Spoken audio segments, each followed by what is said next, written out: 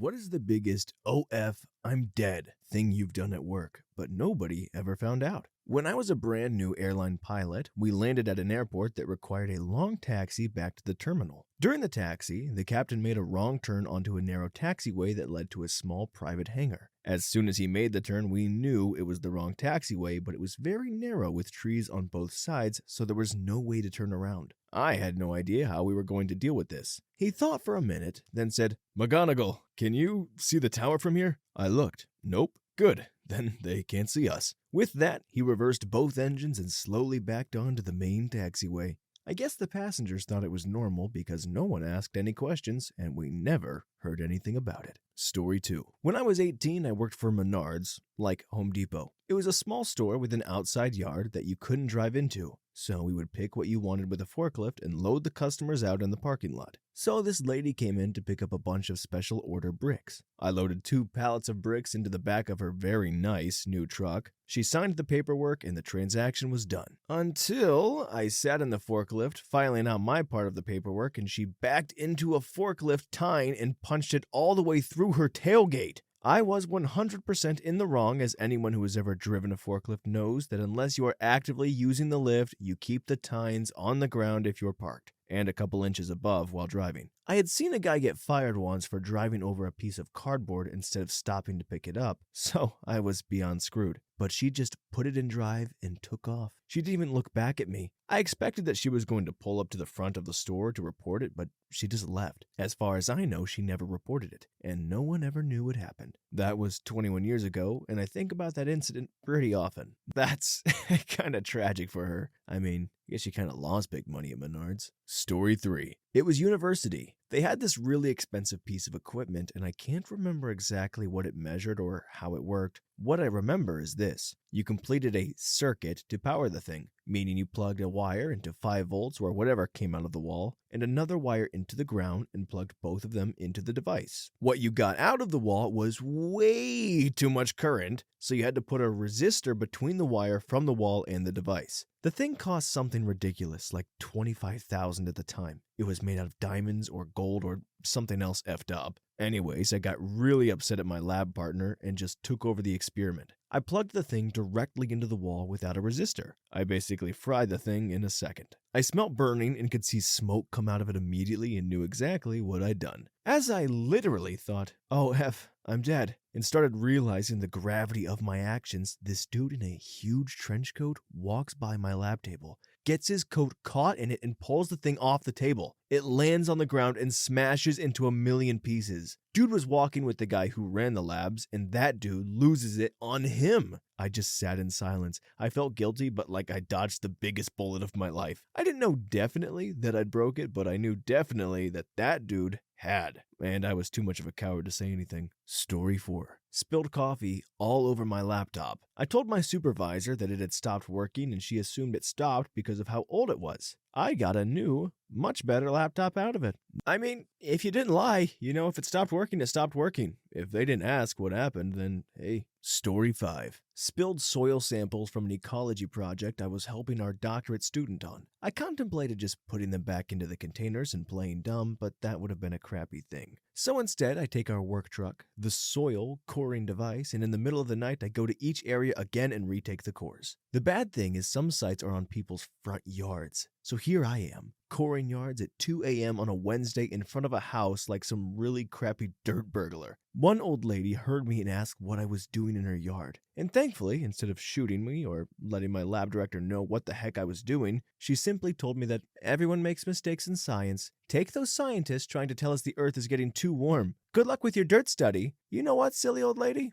I'll let this one slide. Ignore the fact that we are trying to work out how climate change is interacting with urban ecosystems. You didn't rat on me. Yes, I will enjoy my dirt study. I did not get fired, and no one knew what I did except that nice old lady. And now the internet. Story 6. It was the night before I was scheduled to have a tense meeting with my boss and a client. The meeting was supposed to be a sort of peace talk because of tension growing between my staff and the client, who was an emotional and difficult person to work with. The night before, my wife and I opened a bottle of wine with dinner and managed to finish it off before bed. This didn't seem like too much at the time, but the next morning, I woke up sicker than I've ever been. I still had this difficult meeting, so I got up, got dressed, managed to choke down some Advil and a glass of water. The minute I get on the highway to work, I feel my stomach twisting. There is nothing between where I am now and where my office is except highway with almost no shoulder. Halfway to work, I feel that feeling in my throat like a tightening, and my bowels are starting to make some terrible noises. I realize I'm going to throw up and look around my car for anything to throw up in.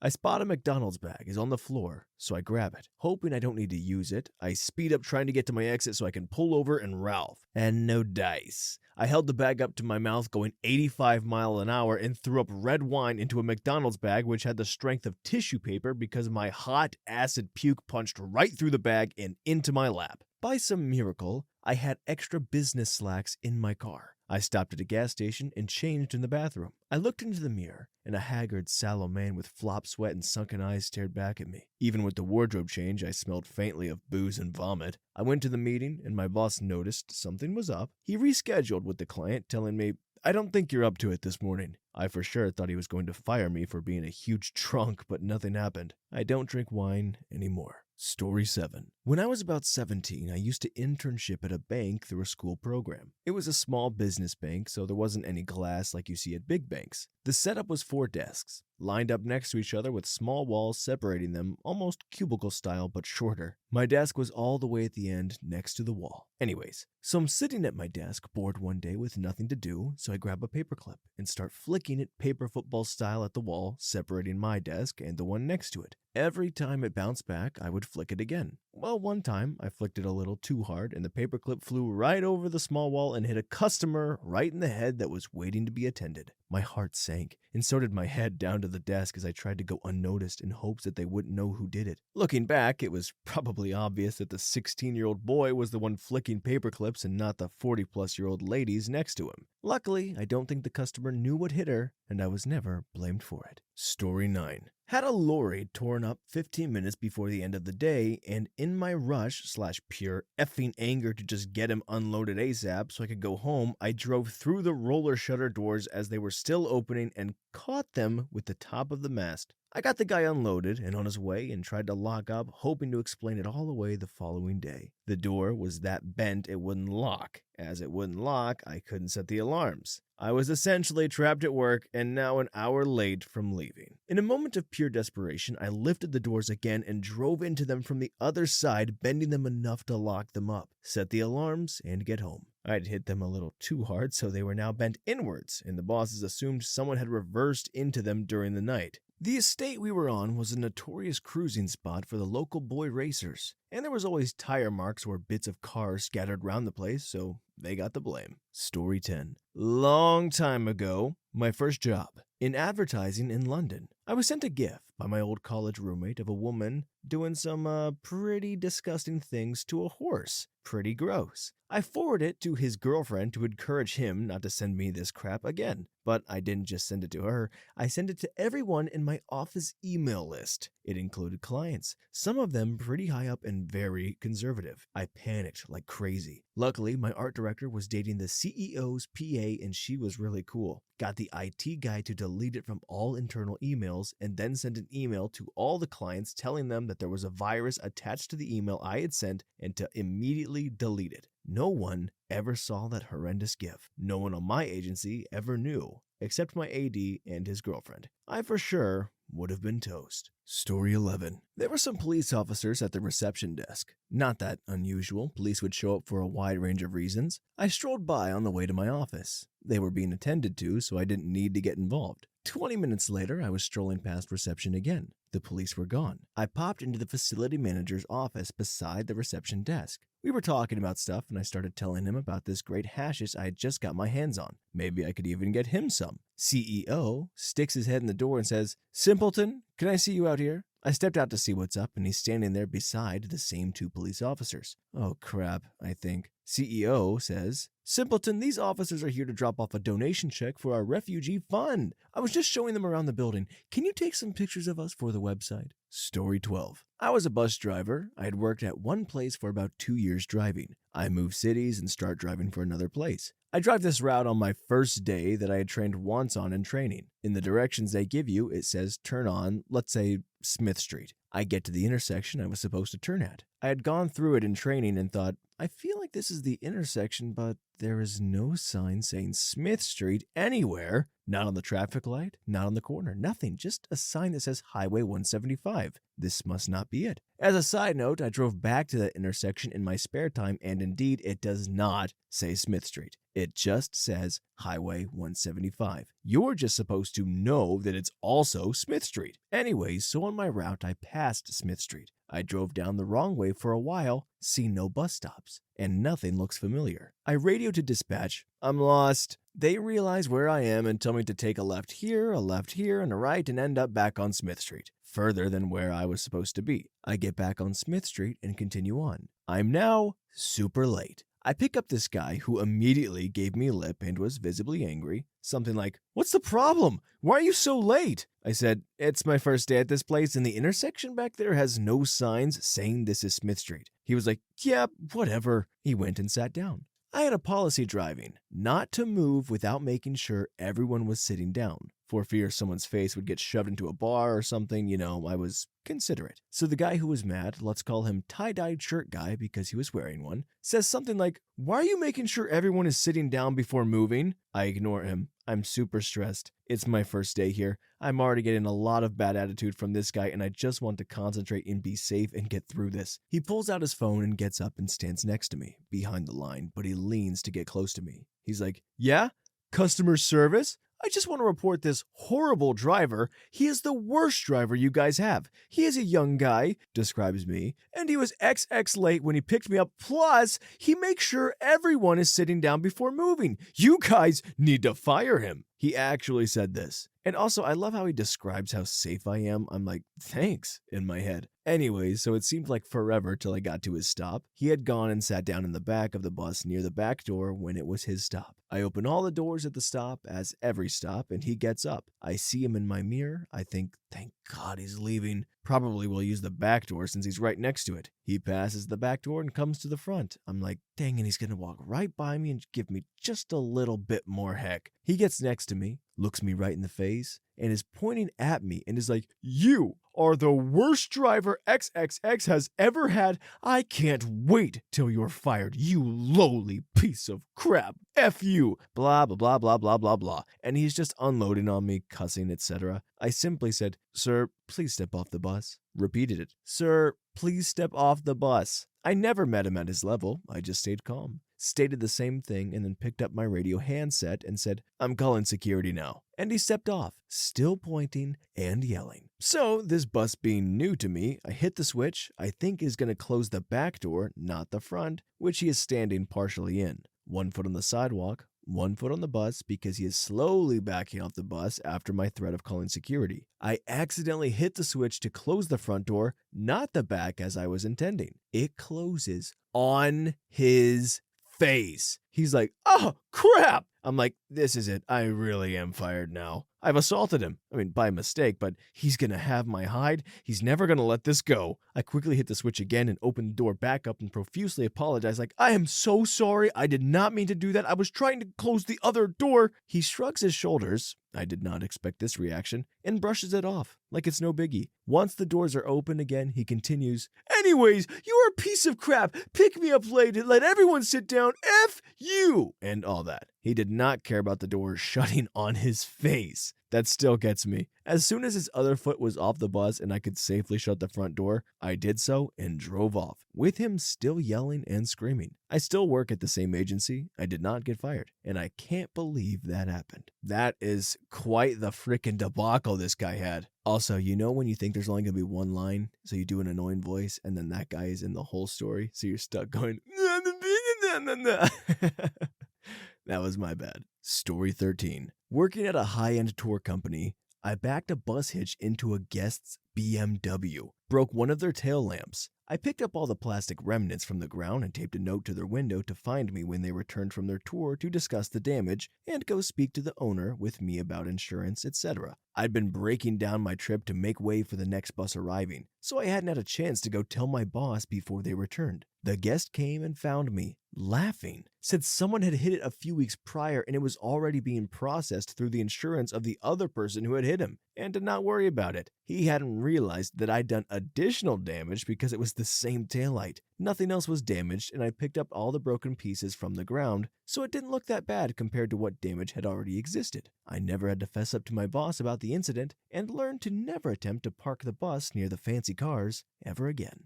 Oh, you gotta love an already broken fiasco. One time I was driving a utility truck and I backed over somebody's mailbox. I was like, oh my gosh. So I got out to go and apologize and offer to pay and whatever. And they go, oh, no worries. It's been broken. People hit it all the time. And just let me go. What a blessing. I almost hit it again just for the fun of it. Story 14. I used to work for a big box pet store taking care of the animals that lived in the store. There was a rotation of the animals getting their accessories changed out and cleaned, i.e. water bottles, food bowls, plastic huts, all of it, every day. So each day, the morning person cleaned that day's habitats and the closer did the dishes in the sink and set them to dry and be put back in rotation for use. It was sometimes difficult to complete any of these tasks while also dealing with customers. The sink we did dishes in was very deep, and company policy stated that the dishes had to soak in a cleaning solution for a certain amount of time, so it took a long time to fill up the sink with the solution to soak everything. It was common to turn the water on to fill up the sink and go see if anyone needed help in the store while you waited. Not long after I started working there, I was performing this task and got pulled into a long conversation with a customer.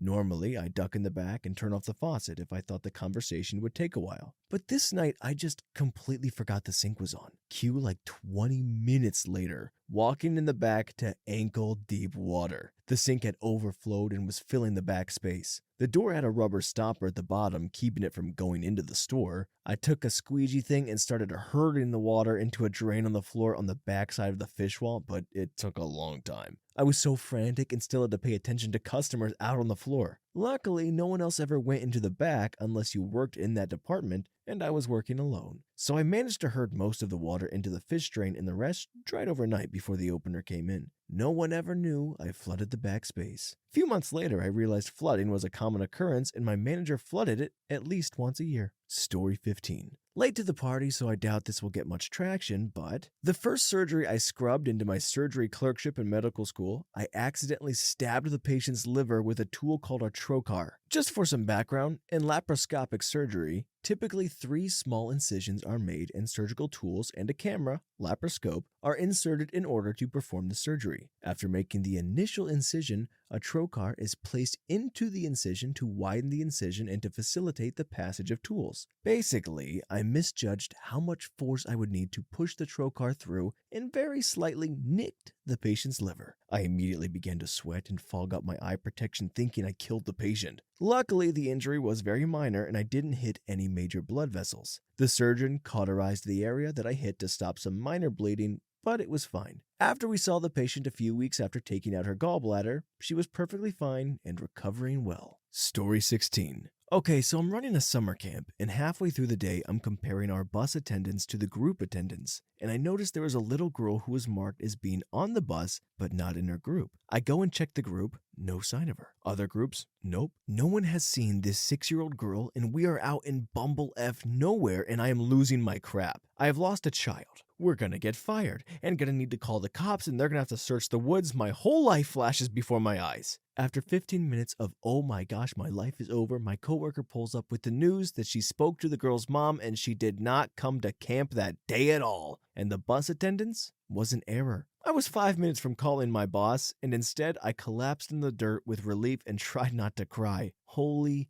F. Story 17. Summer martial arts camp, probably 10 plus years ago. Several times a day, the entire camp would be called to line up on the gymnasium floor. Roughly 50 to 75 kids, probably in rows of 8, spaces about 5 feet between each kid, all nice and orderly. For the most part, everybody knew exactly where and which spot to line up on. It was pretty meticulously laid out, and we would spend 20 or 30 minutes on the very first day making sure each and every person knew specifically which spot to line up on. One day, lineup is called for lunch or something. Whistle blows, mob of kids come crashing from all around. Kids take their spots, settle in, counselors are talking, telling them what's for lunch. Somebody is probably walking through the rows of kids with a giant bottle of hand sanitizer, spritzing each pair of outstretched hands. Suddenly, somebody noticed an empty spot. They turned to the next kid over, who was quite young, probably 7-ish, and asked, "Who stands there?" "Oh, that's my brother." "Well, where is he?" "I don't know." So they proceed to tear the whole place apart.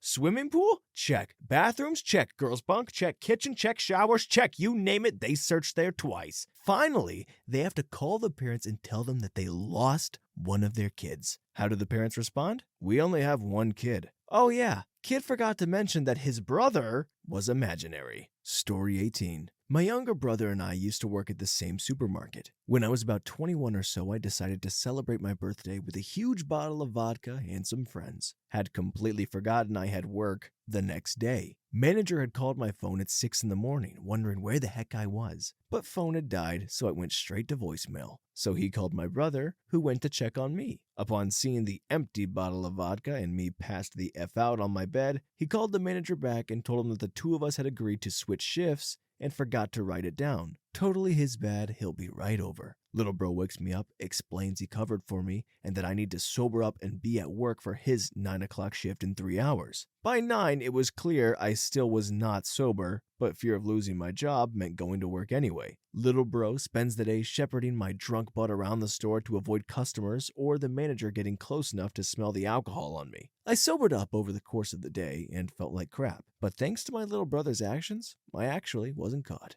What is family for if not protecting us and saving us from drunken mistakes? Hallmark, write that down. Story 19.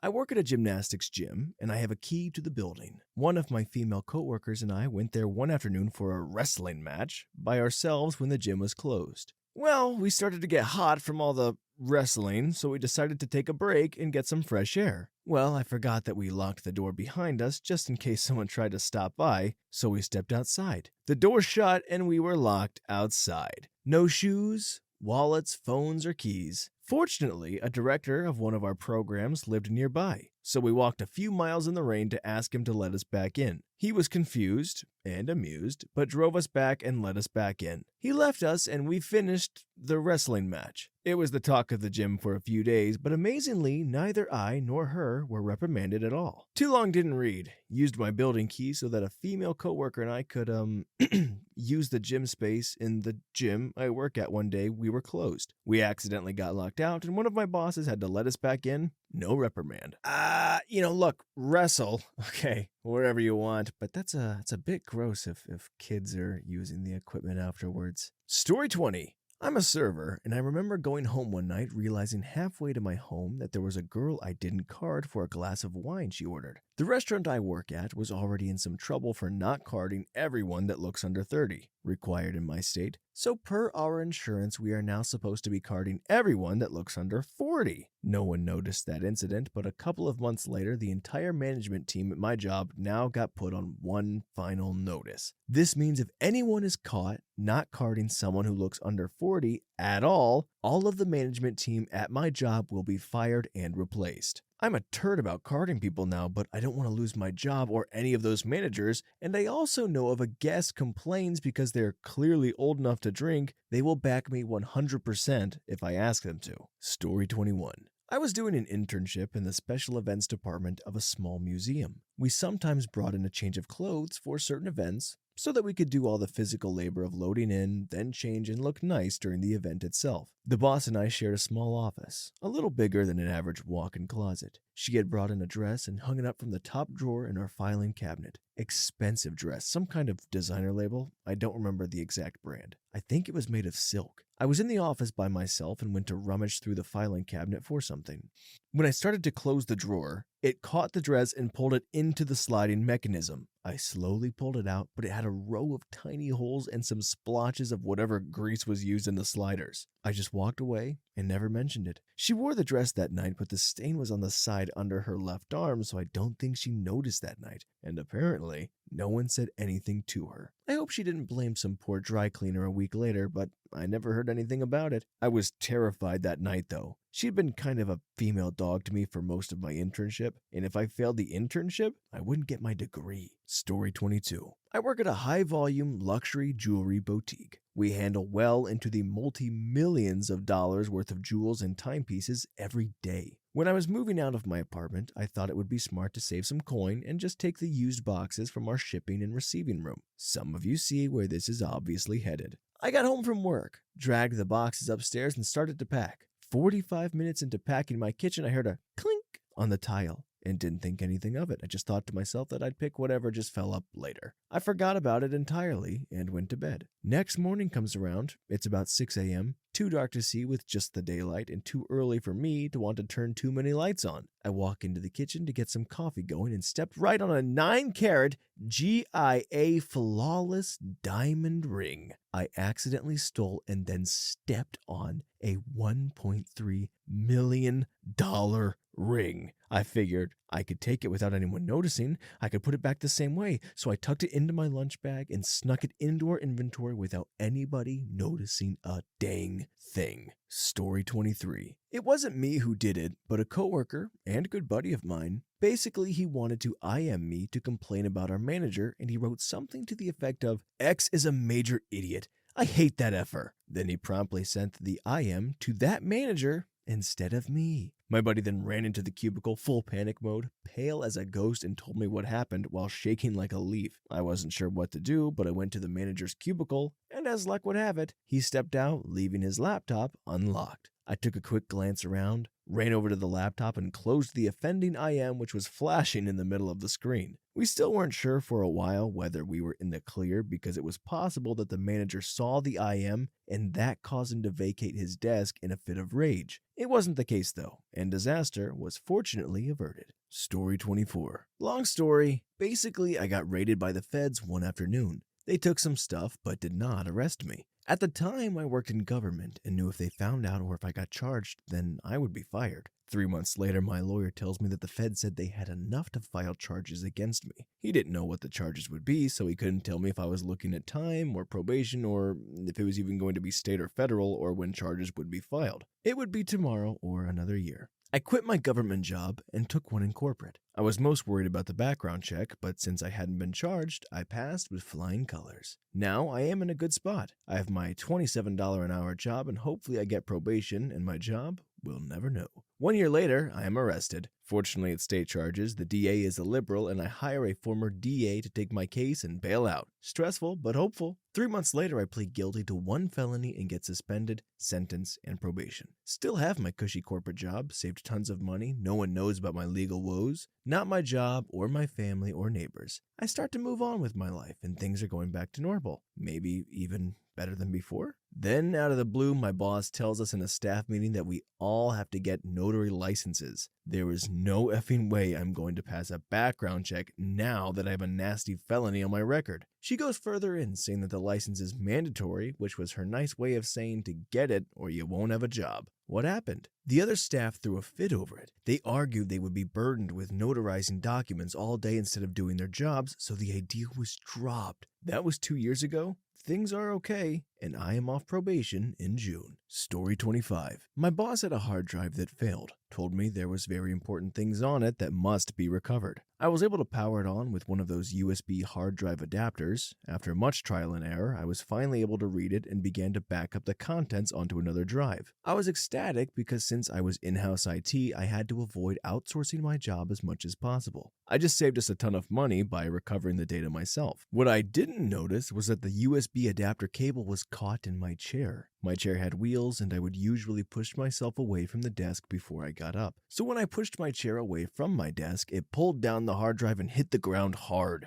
I'd gotten up kinda quick too due to being excited, so that thing just slammed onto the floor. Had to outsource it and explain to him that I had no idea what he did to that thing and how he had no choice but to send it in. Story 26. This wasn't really a job-ending experience, but I was definitely shocked for a good minute after it happened. I spent a few months interning for a tech company in Boston in my early 20s. I was a marketing intern, and one of my jobs was to call a long list of people who were going to be attending an industry convention in Las Vegas and invite them to attend an evening party we were hosting at one of the hotels. I'm working my way down the list and checking off RSVPs, often having to route them through the main switchboard before reaching either the person on my list or their machine. Then I hit a name that connects me through 3, 4, maybe as many as 5 different people before the call is picked up by the person on my list. Mr. X. Hello? Me, cheery female voice. Hi, Mr. X. My name is Gwen Silver and I work with Company Y. We're going to be hosting a party at the Z Convention in Las Vegas this weekend, and I wanted to extend an invitation for you to join us while you're in town for the convention.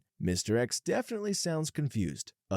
Sure. Can you tell me how you got this number? Me, confused too. Oh, I called into the main switchboard and was rerouted to you. Mr. X. This is my personal line at the Pentagon. No one is supposed to have this number. The rest was me stammering about how I had no idea this was a private Pentagon line and promising I had just been rerouted and I didn't have the real number and wishing him a good day. I stared at my desk for a full minute wondering what had just happened. I have no idea if he went to the Vegas party or not. Story 27. Too late to this thread for anyone to see this, but here it goes. I worked at a supermarket when I was 19 years old. It was a smaller, independently run shop, so we didn't really have designated departments or jobs. We all just did a bit of everything. The place ran pretty smoothly because all of the staff knew how to do all of the jobs. One day I was entering new products into our system, which verifies details against a corporate database and can autofill most of the information needed. Halfway through the tedium of my assigned task, I arrived upon a box of desiccated coconut. You know the stuff, sold in bags in the cooking aisle, used for lamingtons and stuff. The database autofilled all of the information for me, and I almost just kept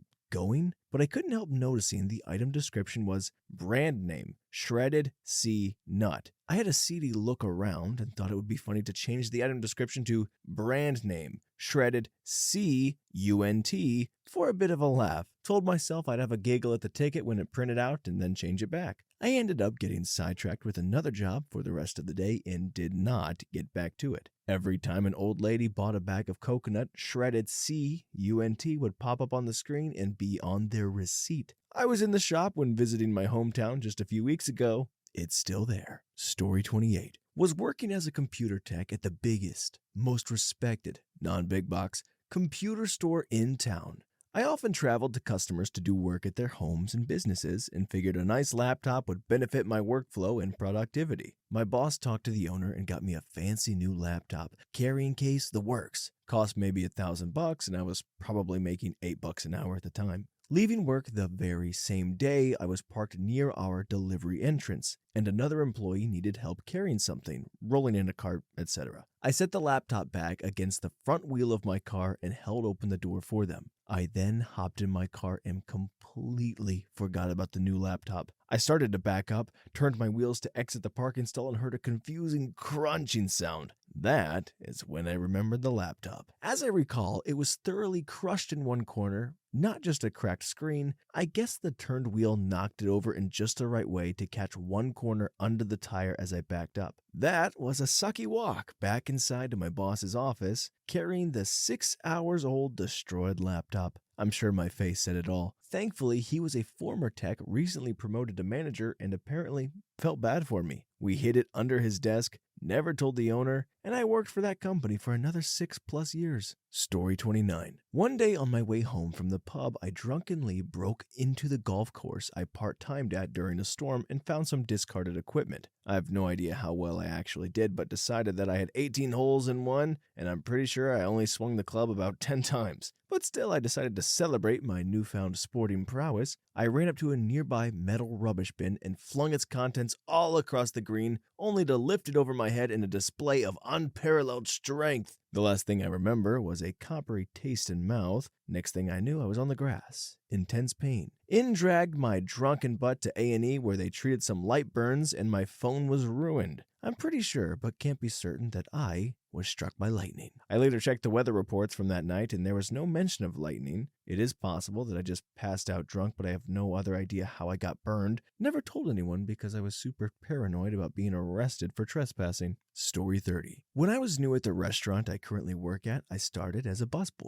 Because it's in a nicer neighborhood and it's a higher-end restaurant, we get a good amount of entitled rich folk who come in, so our service has to be quite tip-top. We will go to the lengths of running out of the restaurant and chasing after customers that have left things behind, like coats, purses, to-go boxes, etc. Anyways, I bust one table and the customer had left their to-go box. Then we were long gone, so I wasn't able to chase after them to get it to them. I cleared the rest of the table and brought the box to the server station since I was starving. It was a barely eaten pizza with many slices untouched, perfect for me and my coworkers. I go around and tell a few of the guys I was closer with at the time that we got a pizza to munch on. Because we ate during service, we weren't able to finish the slices fully in one try. So we'd take a few bites and leave it be until we had the chance to come back and eat more. And we'd close the lid each time so if a customer did see inside, it didn't look like we were eating on the job. Here's where the F-up comes in. The lady who had forgotten her pizza came back about 45 minutes after we left, and we're still in the process of consuming her nearly brand new pizza, so all the pieces had bites in them. The host comes up to me and asks if we still have her pizza, and I said, yeah, it's in the server station somewhere,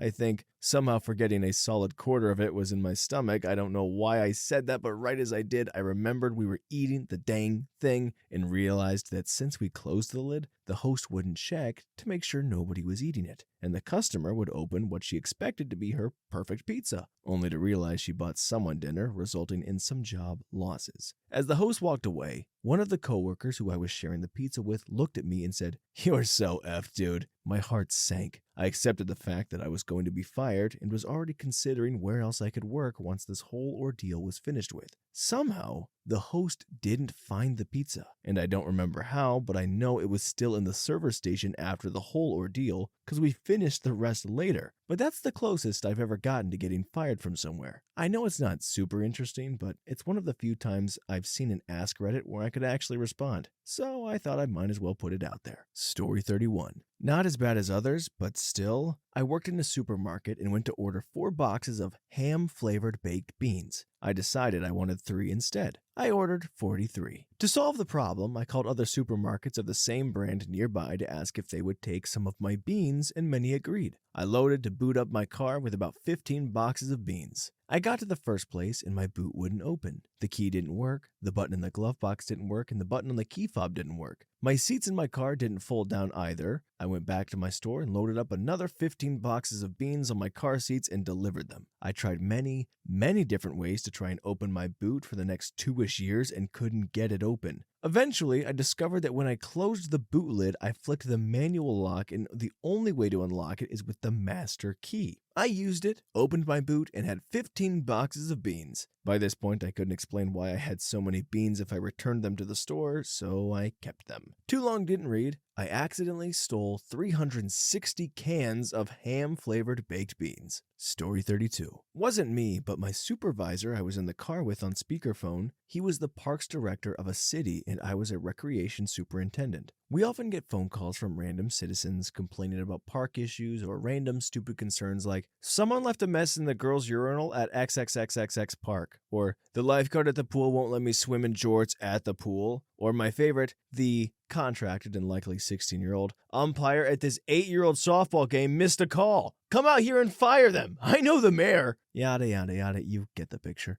Anyways, my director gets a voicemail while driving from an elderly lady complaining about a walking trail having a down branch from the storm the night before, in which she proceeds to berate our quality of staff and talk about the lack of service she is getting from her taxpayer dollars. Keep in mind, there are over 300 acres of park space, and she was on an obscure trail. So, my director calls her on speakerphone and leaves a very professional voicemail and thanking her for reporting it, and that we would get some staff out there to tend to the issue. He then presses the button to hang up and says something along the lines of, "You old bag of bones, I hope you trip over that branch and break a hip and get eaten by coyotes," and proceeds to complain about how stupid some citizens are and expectations. About a minute into his rant, an automated voice comes onto the speaker and says something like, "Your message has exceeded the voicemail maximum length." And he immediately just stares at his cell phone and turns it off. He looks at me and says, "Oh crap, you think she got all that?" No doubt the message was delivered. Never got a call back or complaint, but his butthole puckered up for sure. Story 33. Not at work, but at school when I was 8 to 9 years old,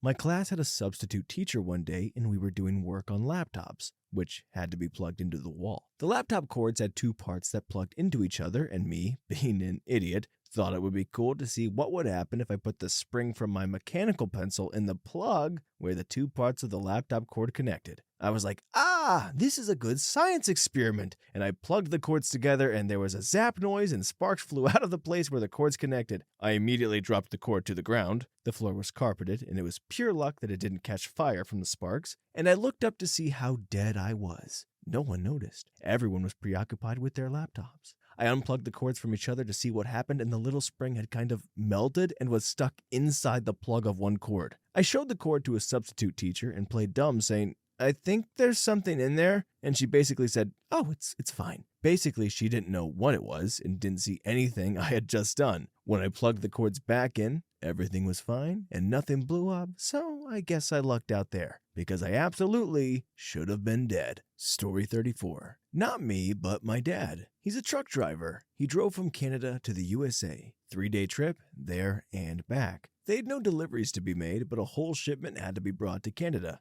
So he took an empty trailer to the USA. Well, this is the best time to sleep, when they're loading up. Finally got back to drop off his shipment here in Canada. He's been driving to like 8 different locations in the US for like 20 years, so he thought he was going to be at a different location. He essentially parked his truck at the wrong place. No one told him after he woke up in the USA, he drove all the way back with an empty trailer. My dad was like, "Oh, F." Went to leave his trailer at work and get his paperwork to explain what happened and how he went to the wrong place, etc. But the dispatcher said, "Wow, that was the fastest delivery yet." And he got paid. Here's how no one found out. Some other guy did the same mistake, except picked up my dad's workload and brought it back to the right location. Eventually, someone did get caught with the mistake, but it definitely wasn't my dad. I remember this story because he keeps talking about it even to this day about how he fluked out. So many stories like this, but one when he was in the military. Story 35. I was working as a programmer back in the late 90s and involved in a lengthy project to update the software we made for managing credit union accounts. I had become super jaded and was not even trying anymore. But for some reason, I ended up getting promoted to a position with a lot more responsibilities and overall trust within the company. When I found out a bunch of my friends in my old department were getting let go unnecessarily, just to cut corners, we all devised a scheme, stolen from Superman 3, to install malware into the latest build of the CU software. To take the extra fractions of pennies the software usually rounded off when calculating interest into a secret account for us. It was such small amounts nobody would notice, but over time it would add up to a lot. Anyway, my buddy messed up with where he put the decimal in the code, and in just about a day we took over $300,000. Definitely not something that would be overlooked. After having the largest panic attack of my life, I eventually decided I would return the money and turn myself in, taking all the blame by sliding a note with a check under my boss's door. I totally expected to come to work the next day with cops waiting for me. However, when I pulled up, the whole building was on fire. A totally separate disgruntled employee apparently had enough and torched the place, burned the check, confession, along with any evidence of what happened. As far as I know, the guy who burned it down never got caught, and I never saw him again. I actually ended up with a nice construction job, courtesy of my friend and neighbor, and was much happier then, sitting in a cubicle coding all day. Wow. And who says arson can't make a difference? I am joking. Legally, I think I have to say that. Strike that from the record. Story 36. Lost a key dongle that was worth $32,000. This was 15-ish years ago in a different state and career. The dongle looked basically like a USB thumb drive. It was the only way to activate a multi-million-dollar security technology system for a hospital in a big city. The thing is, I was 100% sure I never had it, and that it was missing from the packaging from the manufacturer. Everyone I worked with also was not sure they ever saw it too. I was distraught and sick to my stomach at the possibility I screwed up somehow on something so stupid and costly, but ended up being convinced we never received it. To the owner of the company I worked for, and our lawyers had to get involved with the vendor to make an agreement with them to send us a replacement for a relatively small fee.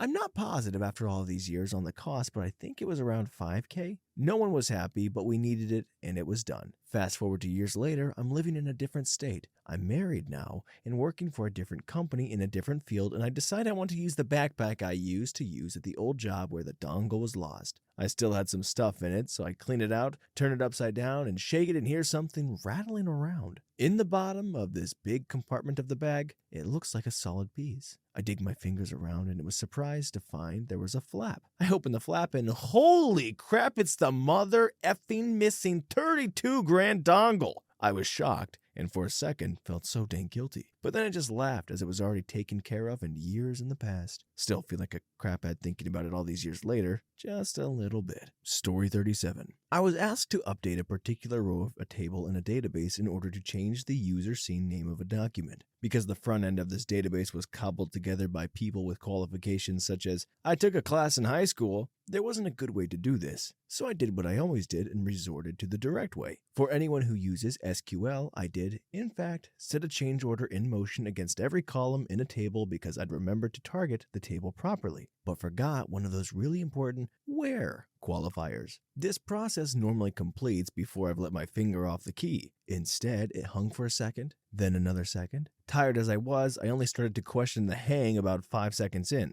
I glanced up at my command, saw my mistake, and killed the query. By then, I'd overwritten thousands of records. A technical sergeant stepped in for damage control, rushing to read and correct the titles of as many entries as she could in reverse order that they'd come in. I, meanwhile, was sent out to find the one contractor responsible for all the things in the database and drag him in so they could restore things from backups. Several things saved my job. First, I was the only person in the entire organization who had any idea of how to run the system. I'd helped poorly build the dang thing and everyone else involved had moved on to other, better jobs. Second, I was on my 20th hour of continuous work and everyone of consequence knew it. Third, the entire episode happened at around 11 p.m. and was corrected by 2 a.m. the next day. But the most important reason was that I was in the Army, and there was this war thing going on, and in the grand scheme of stupid mistakes made by Army privates, mine didn't even rate being yelled at. Fixing the issue and alerting all relevant people in the chain of command at the outset and giving them regular updates until resolved is probably why I kept the job and missed out on some kind of non-judicial punishment. Story 38. I worked as a programmer for a high-frequency trading company. I'd been implementing some trading strategy algorithms and had handed over my work to the involved traders to test. They tested it on the internal simulation market server. It did fine. Then we put it on the production servers. Someone made a comment to me about a change that needed to be made.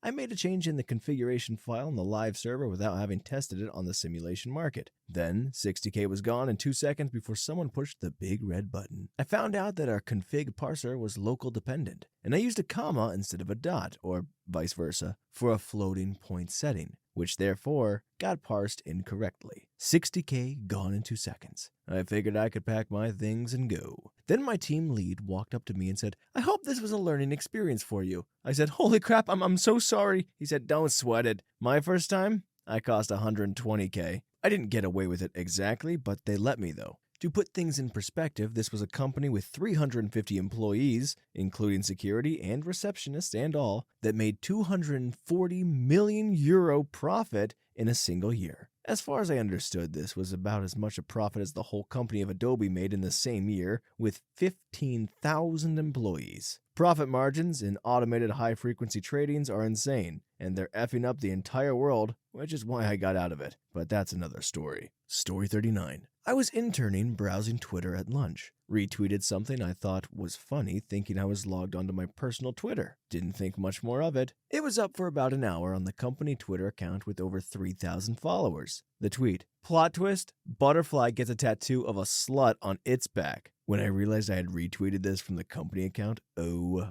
boy. Stomach dropped about 10 million feet and shaking like a leaf in a tornado. Had to Google how to delete a tweet, probably enough reason itself not to hand over Twitter credentials to an intern, and deleted that mother effer as soon as I was able to. Sad thing is, we had a feed pulling live tweets onto our intranet as well, and yet no one mentioned or noticed anything. Not a single jot. Our social media presence was so dire that no one reacted to a tweet literally with the word slut in it, one from the biggest market research companies in the world, albeit in sub-operating arm of it. To this day, I'm still shocked I got away with it. Story 40. One night, my friend and I were out drinking and started talking about alleged celebrity weird fetishes. The Richard Gere gerbil, ass for wanks, the Marilyn Manson rib removal for self-fellatio, all the big urban legends. She mentioned that writer James Joyce had a fart fetish and wrote to his wife about wanting her to fart in his face and loving the smell. I hadn't heard it before and thought it was effing hilarious. She said the letters were all over the web. Next day at work at my office job, and I'm thinking about the night before, and I remembered the James Joyce stuff. I guess I just forgot where I was, but wanting to laugh, I Googled it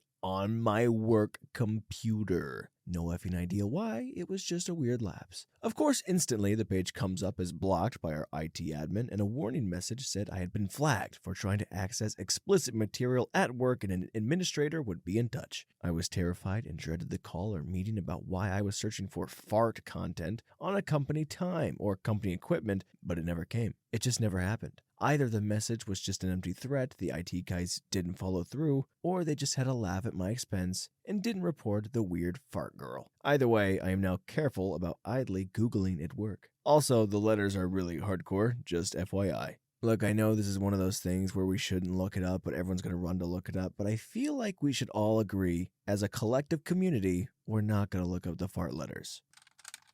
Oh wow. Story 41.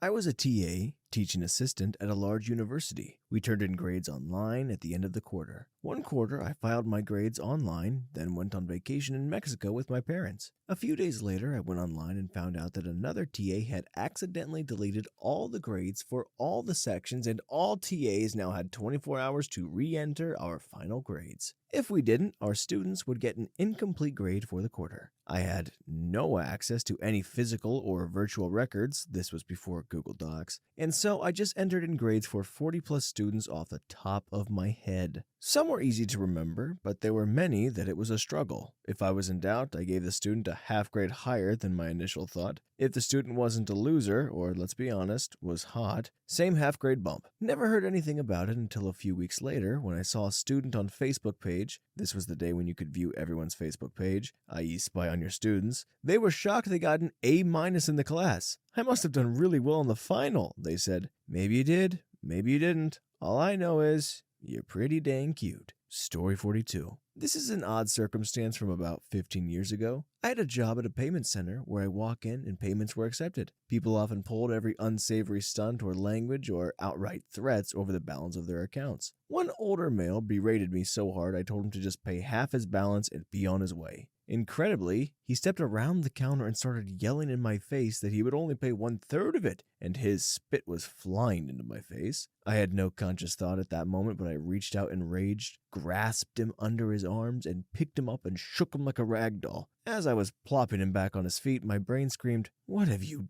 done?" He ran out of the office like he was on fire. He was a plump fellow, about 220 pounds. I am tall and about 240. While my heart finally slowed down, I decided I would just deny the incident, and really felt that nobody would believe his story, if he indeed said he was picked up and shaken. Nothing ever came of it, and I noted his wife came in the next morning and paid their full balance due. It was a fight or flight moment, and I eventually forgave myself. I don't worry about what would happen anymore as to what would happen if anyone jumped on me in the street. I seem to have a very aggressive and odd response if attacked. I was not a heavyweight lifter, but I did do this odd exercise where I would lay on the floor flat on my back, reach up and grasp a 120-pound weight bar, and pick it up and rotate it in an arc to my thighs, and then rotate it back to the floor, all the while laying flat as possible. Story 43. Caused a leak that seriously damaged all 7 floors of a building. Was new to building ops and had a toilet that wouldn't stop flushing. Step 1 is always isolate the water supply. I was familiar with one type of toilet, which has the shutoff valve under a nut. I removed the nut, expecting to find the shutoff, but instead the whole 2-inch supply opened and it was like a fire hose.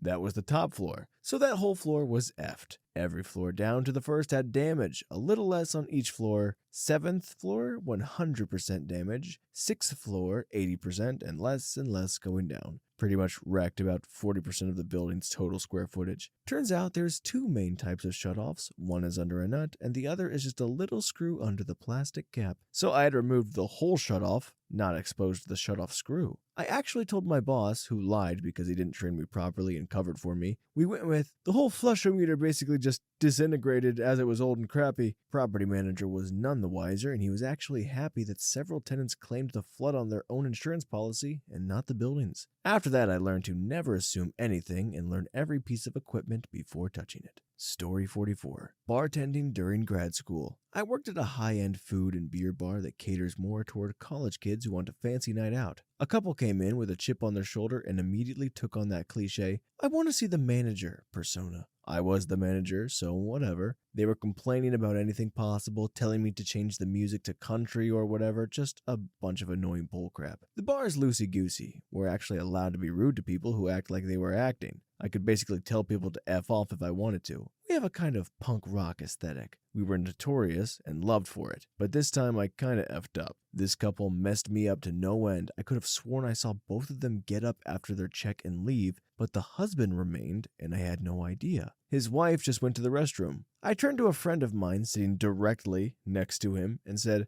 "I think those two a-holes probably hate me more than I hate them." Then I realized this dude is looking right at me and walks out without his wife, who was still in the bathroom. I didn't get in trouble though. The Yelp review was atrocious, however. Story 45. When I was 18 and just started working in the restaurant industry, I got a hookup from a family member to work as a food runner and eventually kitchen expediter for one of the most important celebrity chefs ever. This was in New York City. He has since closed his restaurant down to retire, but has a much smaller establishment on the first floor of his townhouse. I won't name names, but that guy was a loser. It was such a high-stress environment, we had one person actually commit self-unaliving after a shift. We had 90-plus hour work weeks, and one time I came in with a stomach virus, got out of bed, and got there. And the manager told me if I didn't stop acting like a little baby, I could go work at a cafe and serve simple people and get days off when I felt bad, but then make crap money. My mom had breast cancer, and I had to help the house upkeep. As an 18-year-old, I was making $1,500 a week after taxes. I should have quit and lived my life like an 18-year-old, but I was there. It still anchors as an impressive bit on my resume, so I'm glad I didn't. Moms beat cancer, by the way. People got fired there for clocking in 1 minute late for lunch service and then called back later by a different managing partner or manager asking, "What the F are you doing? Where the F are you?" People got so stressed there was an instance an assistant waiter spit in his senior captain waiter's face mid-service, got the fist about it, and then finished service. Anyway, at a certain point, anyone who ordered the duck entree in their 6-course meal had a presentation at the table. As a food runner, I'd wheel the whole elaborate cart with select bread duck out to whoever ordered it, where a captain waiter would carve it in front of the table and explain its diet, where it's from, show the fat lining on the meat, etc. It would be then rolled back to the kitchen to be plated with its sides and sauces. On this particular day, I was really hungover and very strung out. Maybe hour 80 or so in the week. I was effing upset with life. I'm wheeling this effing duck over and hit a bump on the Persian carpet. The duck falls under the credentia and then held the wines by the glass and rolls to the other side. My family member on the other side, a captain waiter, looks over and laughs at me with a grin saying, "You effed up, kid."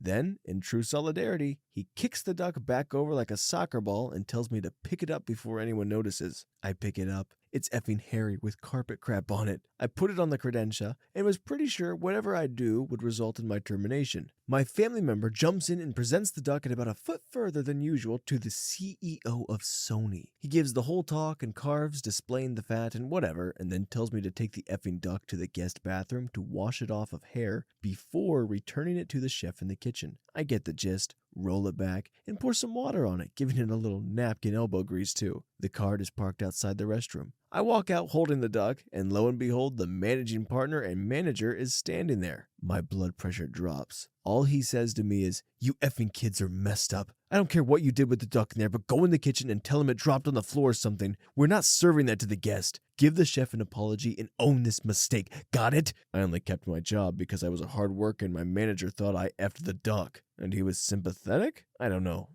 Restaurants are freaking weird, man. Story 46. Elementary school employee here. I will not disclose my exact location, but a few years ago, I was working super hard on something and concentrating. I had no kids around at the time, so it was a good opportunity to answer some emails and get this task out of the way. It is dead silent, and I am focused on my work. Suddenly, I feel something lightly tickle my ear and touch the back of my neck. Thinking it was a bug, I batted at it fiercely and said F as loud as possible. Turns out it was a 4th grader who thought it'd be funny to sneak up behind me and scare me. He was totally taken aback and shocked, and I was immediately like, oh great, he's going to tell his parents, I'll get reported and get a huge reprimand. I explained to him that I didn't feel bad about what I said because he shouldn't have snuck up on me. I reacted naturally to something that startled me, and and it wouldn't have happened had I not been startled behind my desk. He told me, "Oh, it's okay. That's my dad's favorite word, too." I still worry that he's going to rat me out to his parents. Notorious Helicopters, Story 47. Working on a feature film. Was in theaters a few years back. I was the assistant coordinator / travel coordinator for the show and had to fly an A-list actor from LA to where it was shooting. I went through the whole process of working with the actor's personal assistant who's been with them for years. Very cool guy. The big stipulation for this particular actor was first class.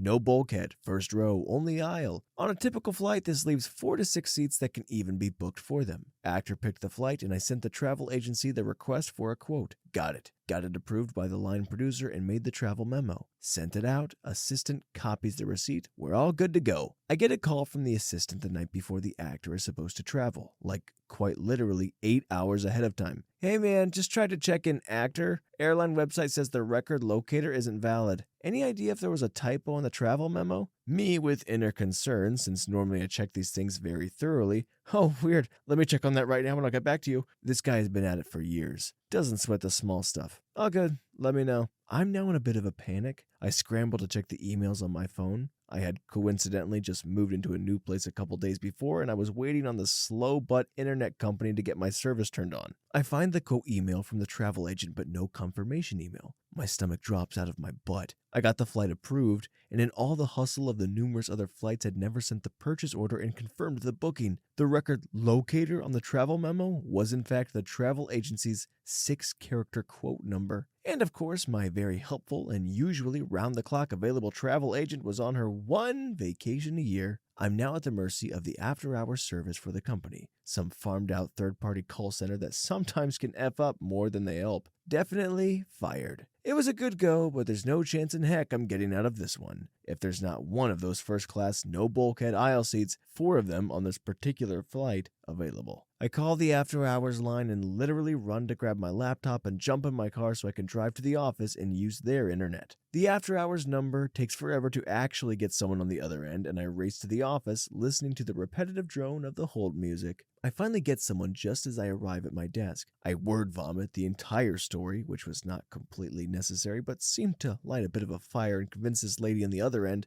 to help me. "Sir, I'm sorry, that flight is completely sold out in first class." "I'm dead. Definitely fired. Oh, sorry." "Wait a sec, hold on. Really? No way." What is it?" "You're not going to believe this, but I was going back to check other options and I just noticed a seat came open on that flight in first class. I guess somebody canceled?" "For the love of Christ, hold that seat. Wait, which seat is it?" Let's see. FML lady, please tell me. Looks like 2B. Book it, approved." "It's $700 more than the price you were originally quoted." "Yep, sounds great." And then a lot of thanking her profusely, but you get the point. Call the assistant back. "Oh man, can't believe there was a typo in that travel memo. I'm so embarrassed. Here's the correct number." "No worries, man. Thanks. See you guys tomorrow." The sigh of relief I felt was better than anything I had felt up to that point. Kindly revised the purchase order with no real description of why other than flight price change, dropped it in the accounting inbox, and went home. No one ever said anything, and I've never told any of them. I have worked with most of that production staff many more times to this day. Also worked with that actor again last year. Luckily, I don't book travel anymore. Story 48.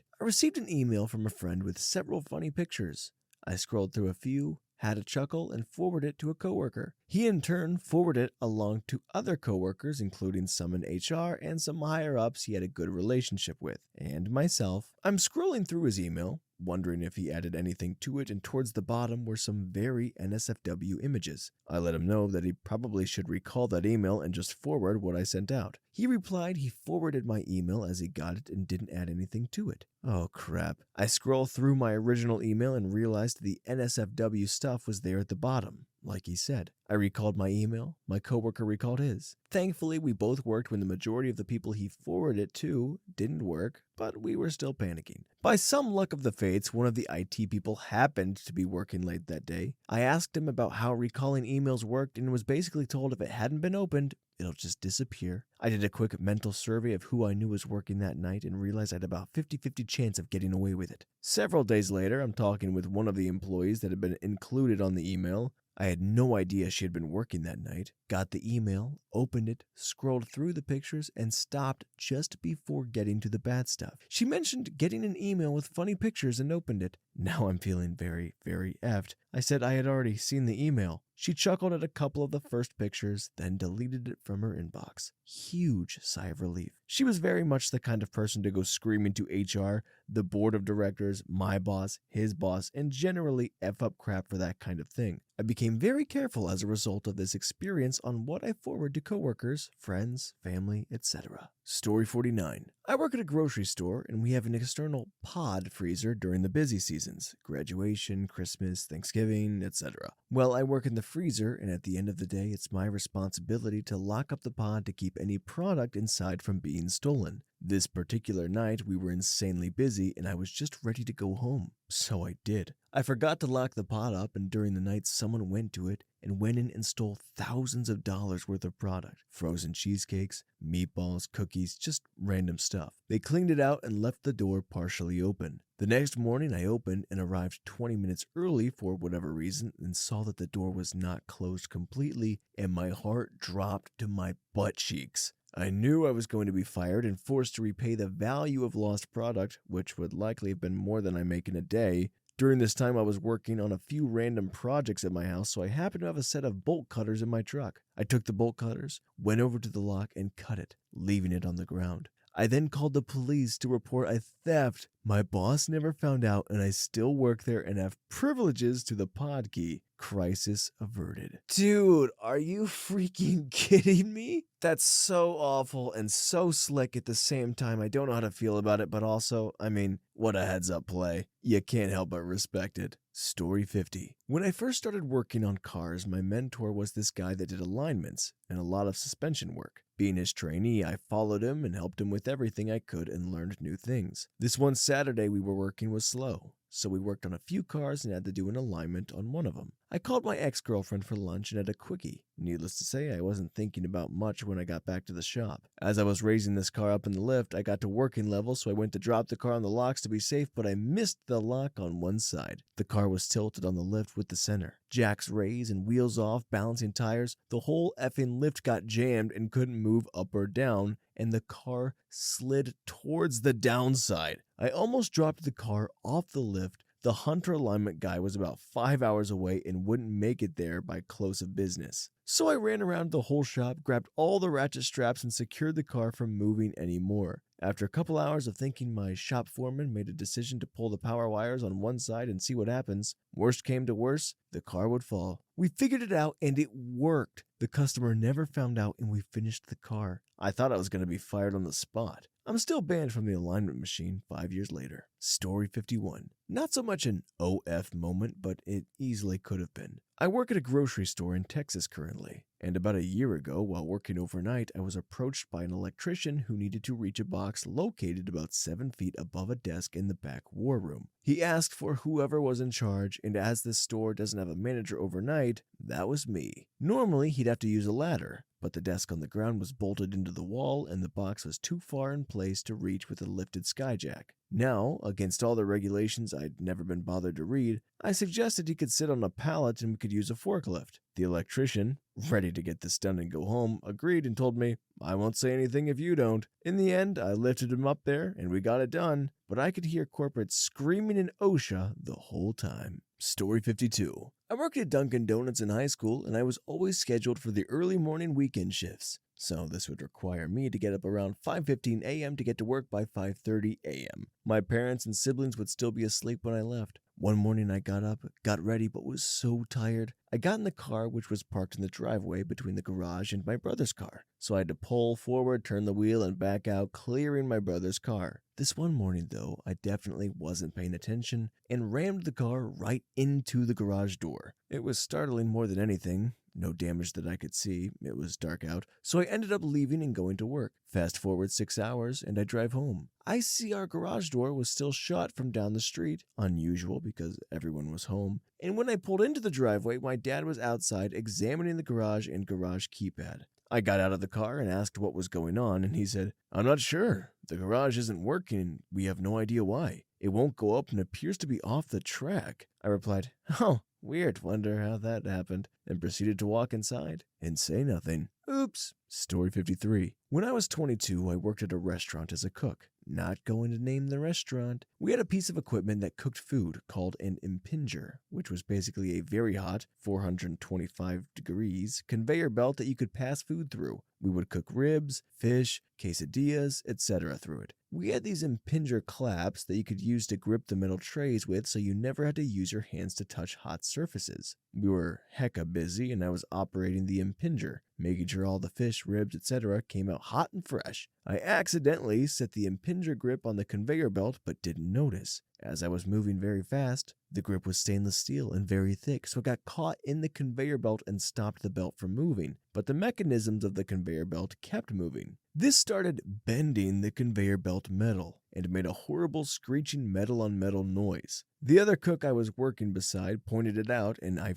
freaked out. So I force-stopped the impinger operations and pulled the impinger grip out immediately with a towel. I quickly stepped away and pretended like nothing happened. Our general manager heard the commotion and came over. He looked at both the other cook and I and asked, "Who did this?" We both looked at each other nervously, but we both remained dead silent. My manager never found out and I never got fired. That equipment is easily worth over $20,000. Story 54. Not me, but my father's story. He was a nuclear technician for 30 plus years and was even in the startup crew that literally built the plant. About 11 years ago, him and his partner were repairing a terminal in Control Room 1, and they accidentally caused a scram, essentially an emergency shutdown. The control room computers did their job and took control fixing the issue. However, he said they were a hair away from being fired. The only reason they weren't was because of their long record and the fact they fixed the physical issue rather quickly. He told me this story during an open house tour of the on-site training center that has an exact copy of both Control Room 1 and 2. He also showed me how easy it is to cause an intentional scram. It was very interesting seeing the entire room immediately take automated control to diagnose the issue and resolve it. The training center control rooms are fully simulated and don't actually affect anything in the plant.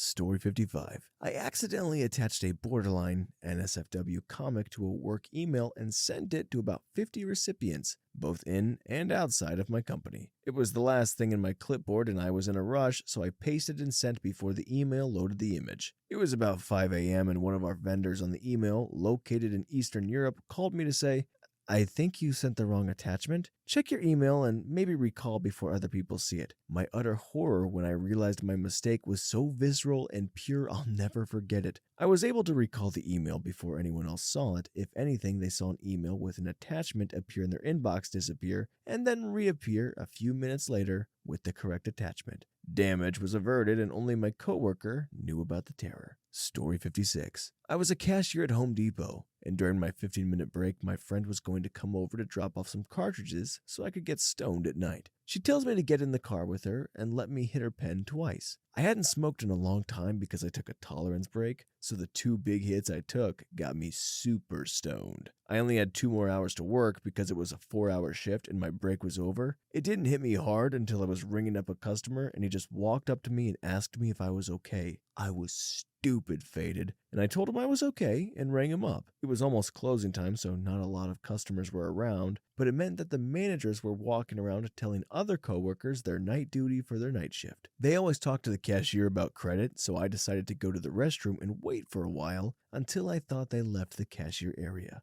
I didn't have any eye drops, so my eyes were bloodshot. I was having a bad high because I was panicking so much. I go back to work and just knew they were going to notice. But they didn't at all.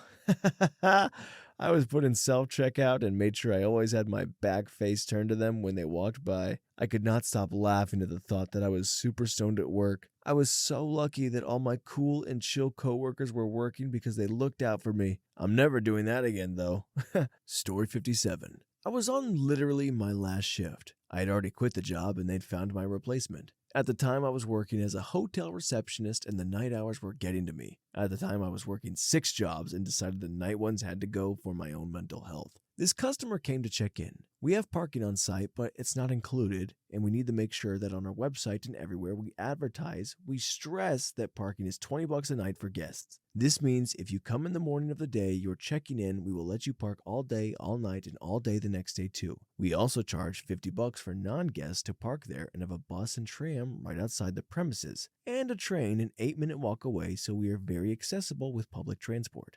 We, as receptionists, do have the right to offer free parking without additional approval if necessary. Say housekeeping messed up and we've caused distress to guests, we can apologize and offer free parking. We can't do this willy-nilly because we need to sign off on any free parking offered, and the big bosses had just gotten mad at us for offering too much free parking, since some of us just did it whenever guests were irate about the extra $20, and so we had been told not to do that anymore. This guy comes in and checks in. He's staying for 2 nights and has a car. I ask if he was going to be parking with us and explain the fee. He goes off. It starts off small. There was no fee advertised, which is wrong. I've checked. It is very explicit. And I apologize and ask where he had booked, so I can check the webpage and rectify the situation. I also suggest that there is some street parking available if he wants to park. He goes on a tirade about how if he had known about the extra fee, he would have stayed somewhere else.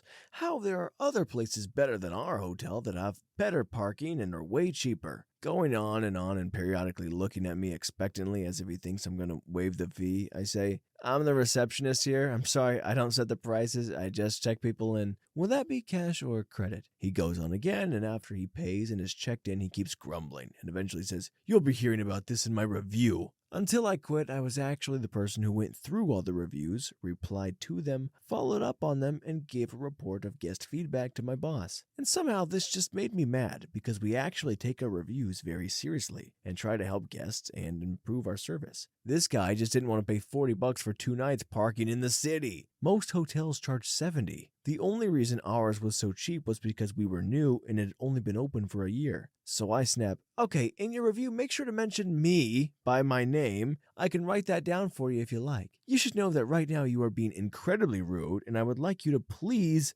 never stay with us again. Next time you are in town, please go to one of those better hotels you mentioned. Thank you, and have a wonderful day. He is shocked. Seems to shrink down. Mind you, he's over 6 foot and quite large, and I am a tiny, skinny little girl commonly mistaken for a 14-year-old despite being 24. He starts to walk away, turns back and says, thank you for your frankness, but I don't think I was being rude. I reply, please don't come again, in a cheerful voice with a fake smile plastered on my face. I thought crap would hit the fan when he reviewed, and hoped that he would name me so my bosses could say they fired me and I would never be in reception again and wouldn't blame anyone else for my snapping. But the funny thing is, no review came. They actually talked me into doing a few more shifts after that, and I checked. No review about the mean receptionist or the overpriced parking, even though after they were checked in, there were some other issues with the room with a leaky washing machine. I mopped up the water and offered to swap rooms, but they liked the original room better. And a huge huntsman. I came in with the help of a man and his wife and caught the big guy and the wife, and I took him outside and released him. I honestly thought crap was going to hit the fan big time, but it didn't, and I don't regret my actions. That guy was just being plain rude. And the funny thing is, when people are nice to me, I am much more inclined to help them and will often upgrade their rooms free of charge and comp their parking. Be nice to receptionists. They work hard and don't deserve a lot of the crap that is thrown their way. Story 58. I set my office on fire. I worked in a radio station as a production manager, and my office was in the production bay as I was in there all the time anyway. One day, I lit a scented candle, walked to the restroom, came back, and my trash can was on fire. Majorly on fire. In my absent-mindedness, I tossed the still smoldering match into the wastebasket, which was full of paper. The smolder turned into a little flame, and the little flame went on to do what flames do. Luckily, I had a very large bottle of water, and so I doused the fire relatively easy. We were on the 8th floor of this old hotel, and so all I had to do was open the window and the smoke was cleared out after about a half hour, thanks to the wind. Some Lysol, and with the help of the already lit scented candle, and no one could tell what I did. I stayed late that night to dispose of the scorched trash can and committed the perfect crime. Seriously though, if I had waited a few more minutes before returning to my office, it's pretty likely that I would have caused a major fire as the basket was underneath a tall desk upon which sat our production control board and computer. As it was, the minor scorch marks on the bottom of the desk were discovered years later when we moved locations and the production bay was disassembled. But by then the bay was no longer my office and I could easily claim ignorance without suspicion. Story 59. I work for a company that deals with a lot of computers, and we often move these around the office when we do events that require them. I'm a 21-year-old female who can't lift anything heavier than like 20 kilograms. So usually I try and avoid lifting PCs, especially upstairs. But on this day, I was ambitious. I had only been working at the company for a month or two, and this was my first event, so I was trying to prove my worth. I had been lifting them all day, but eventually the lighter computers were all gone. There were only the very expensive i9 PCs left to move. I didn't consider how much heavier these would be, and I grabbed one in a place and I thought I was okay to hold on to it. Turns out it wasn't okay because I was holding on to the front of the PC, and once I turned to the corner, it just popped right off and the i9 went tumbling to the floor. I think I even saw it bounce. And behind me is my newly made coworker friend who helps a very stressed out me and put the front piece back on. He carried it up the stairs for me and we never spoke a word of it to anyone. Story 60. I drove the beverage cart at a golf course. During our orientation, they warned us that if we drove the cart into the water, we would be terminated immediately. It was no big deal to crash the carts, though. That was nearly unavoidable if you worked there long enough. And there were employees who worked on the course to repair broken carts. That was their whole job. The girls I worked with were also constantly texting while driving their carts, so crashes happened a lot. I know what you're thinking,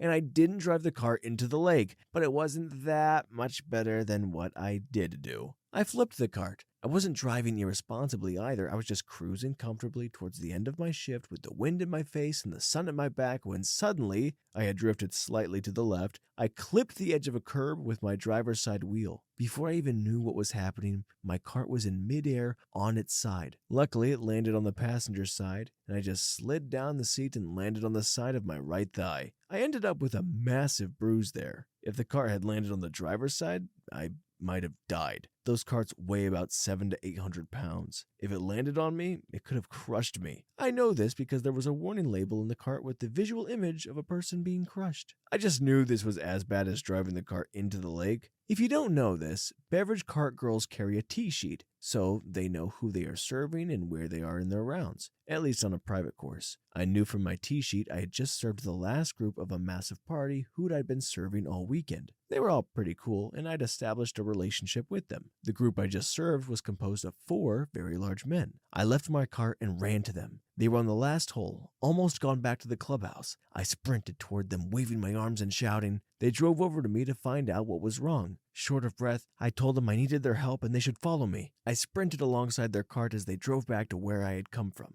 They asked what happened, and I told them. They asked if I was okay, and I said, physically, yes, but I'm more worried about my job right now, so let's go. We get to the cart, and I ask if they think they can flip it. They say they think so. They line up, count to 3, and flip it like a flapjack. Easy as pie. I thank them and tell them to get lost. I am very grateful, but my product is scattered all over the greens, and I need to put my cart back together before anyone approaches. Their group comes to our course every year. I tell them, look, this is a great story. I know it is. You're going to be at dinner tonight at the club's restaurants having drinks and you'll be itching to tell the story. But don't. Just wait until you get home. Please, you can tell anyone you'd like. Just don't speak a word of it while you're on the property or I'll be found out. And this will have been all for nothing. Just wait until you get home to tell the story. Please. They agreed and left. I don't know how long I spent there rinsing off all of the grass from the product and placing it back in the cart, but no one came around the corner while I did it. I finished in peace. Then I got in my cart, thinking I was home free, and I put my foot on the gas. Silence. The cart didn't move. The engine didn't rev. Nothing happened. No noise came out. I looked up, and around the corner down the fairway came my boss and his boss. Golf pros often play golf when they get off work. Nothing odd about them being out for a round at this time in the day, like 6:37. Panic. I put my foot on the gas and I just keep it there for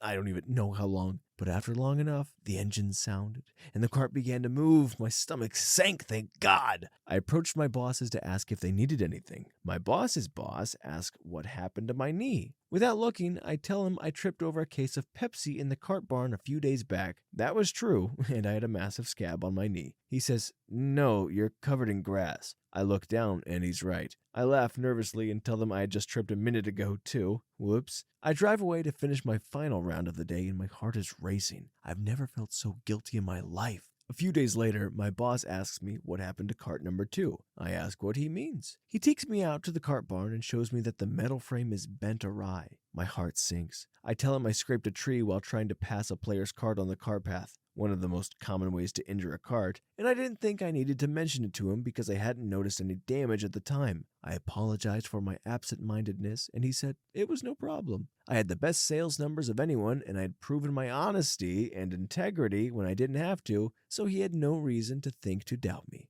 I got away with it. But I hate to lie, and I think the guilt would have eaten me alive if I had stayed there. But alas, I put in my 2 weeks, like 1 to 2 weeks later, because I was moving for school. It was a shame. That was the only job I was sad to quit. It was, and remains to be, the best job I've ever had. Ladies, if you ever see an opening for a job as a cart girl at a golf course, take it. Story 61. Worked as a supervisor in retail for 5.5 years. The best one for me involved the tills. We would regularly have issues with printers not working for receipts or tills freezing entirely. And all the tills were linked, so for some reason if the first one in the chain froze, the rest would in sequence too. One night as I'm cashing up for the day, the printer on the master till decided to start going nuts when I was trying to get the printouts for the figures and whatnot. I got a bit frustrated and decided to punch the printer as hard as I could, doing noticeable damage to it. First time I'd ever done anything like it, but it got beyond annoying by this point. It worked for a second and printed what I needed, before all the tills crashed almost instantly, likely from me hitting the printer because if the till registered a change in connection with the printer, it would freeze. So I just left after doing what I needed, and the next day the manager assumed they must have randomly crashed overnight, and nobody noticed the obviously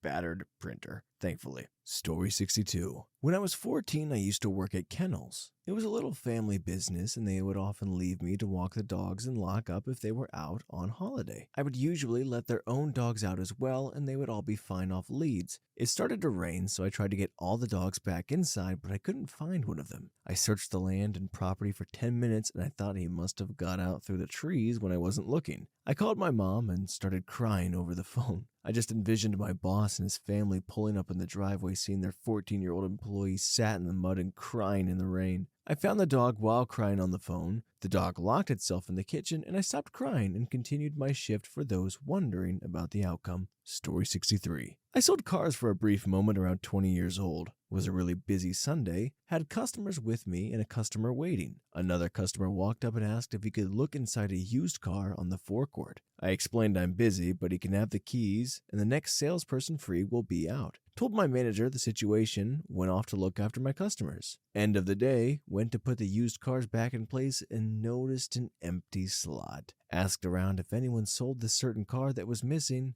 Nobody had. I then got this heavy, gut feeling wrench that it was the missing car. It was the one of the which I gave the keys of. I looked all over the site. Stomach turning, upside down, could not be found anywhere. All the used cars are behind bollards. But what I didn't know was that he asked for keys for a car that was in a normal parking space. It was moved so a test drive could be done on a car behind it earlier that day. He basically had taken the keys and drove off never to be found. Told my manager, who was a good bloke, he said to move the cars around so the empty slot was behind a bollard so we knew was broken, and say the guy must have tried the bollard, dropped it, and drove off. We also knew the CCTV cameras were broke. Nothing came of it. Car gone for good. I mean, to steal a car in broad daylight like that, even though he gave you the keys, that's bold. Story 64. I worked at a parking valet for a while, and my boss told us that if we ever get caught damaging a car, we get fired. Dumb thing to say, because now all you'll want to do is hide any mistakes you make. So on a very busy day, I had to park a very large pickup truck. One of the ones where you have to almost do a little step ladder just to get in it. I couldn't find a spot to park this behemoth, given that the parking was limited to begin with. but one spot opened up in the front of the lot.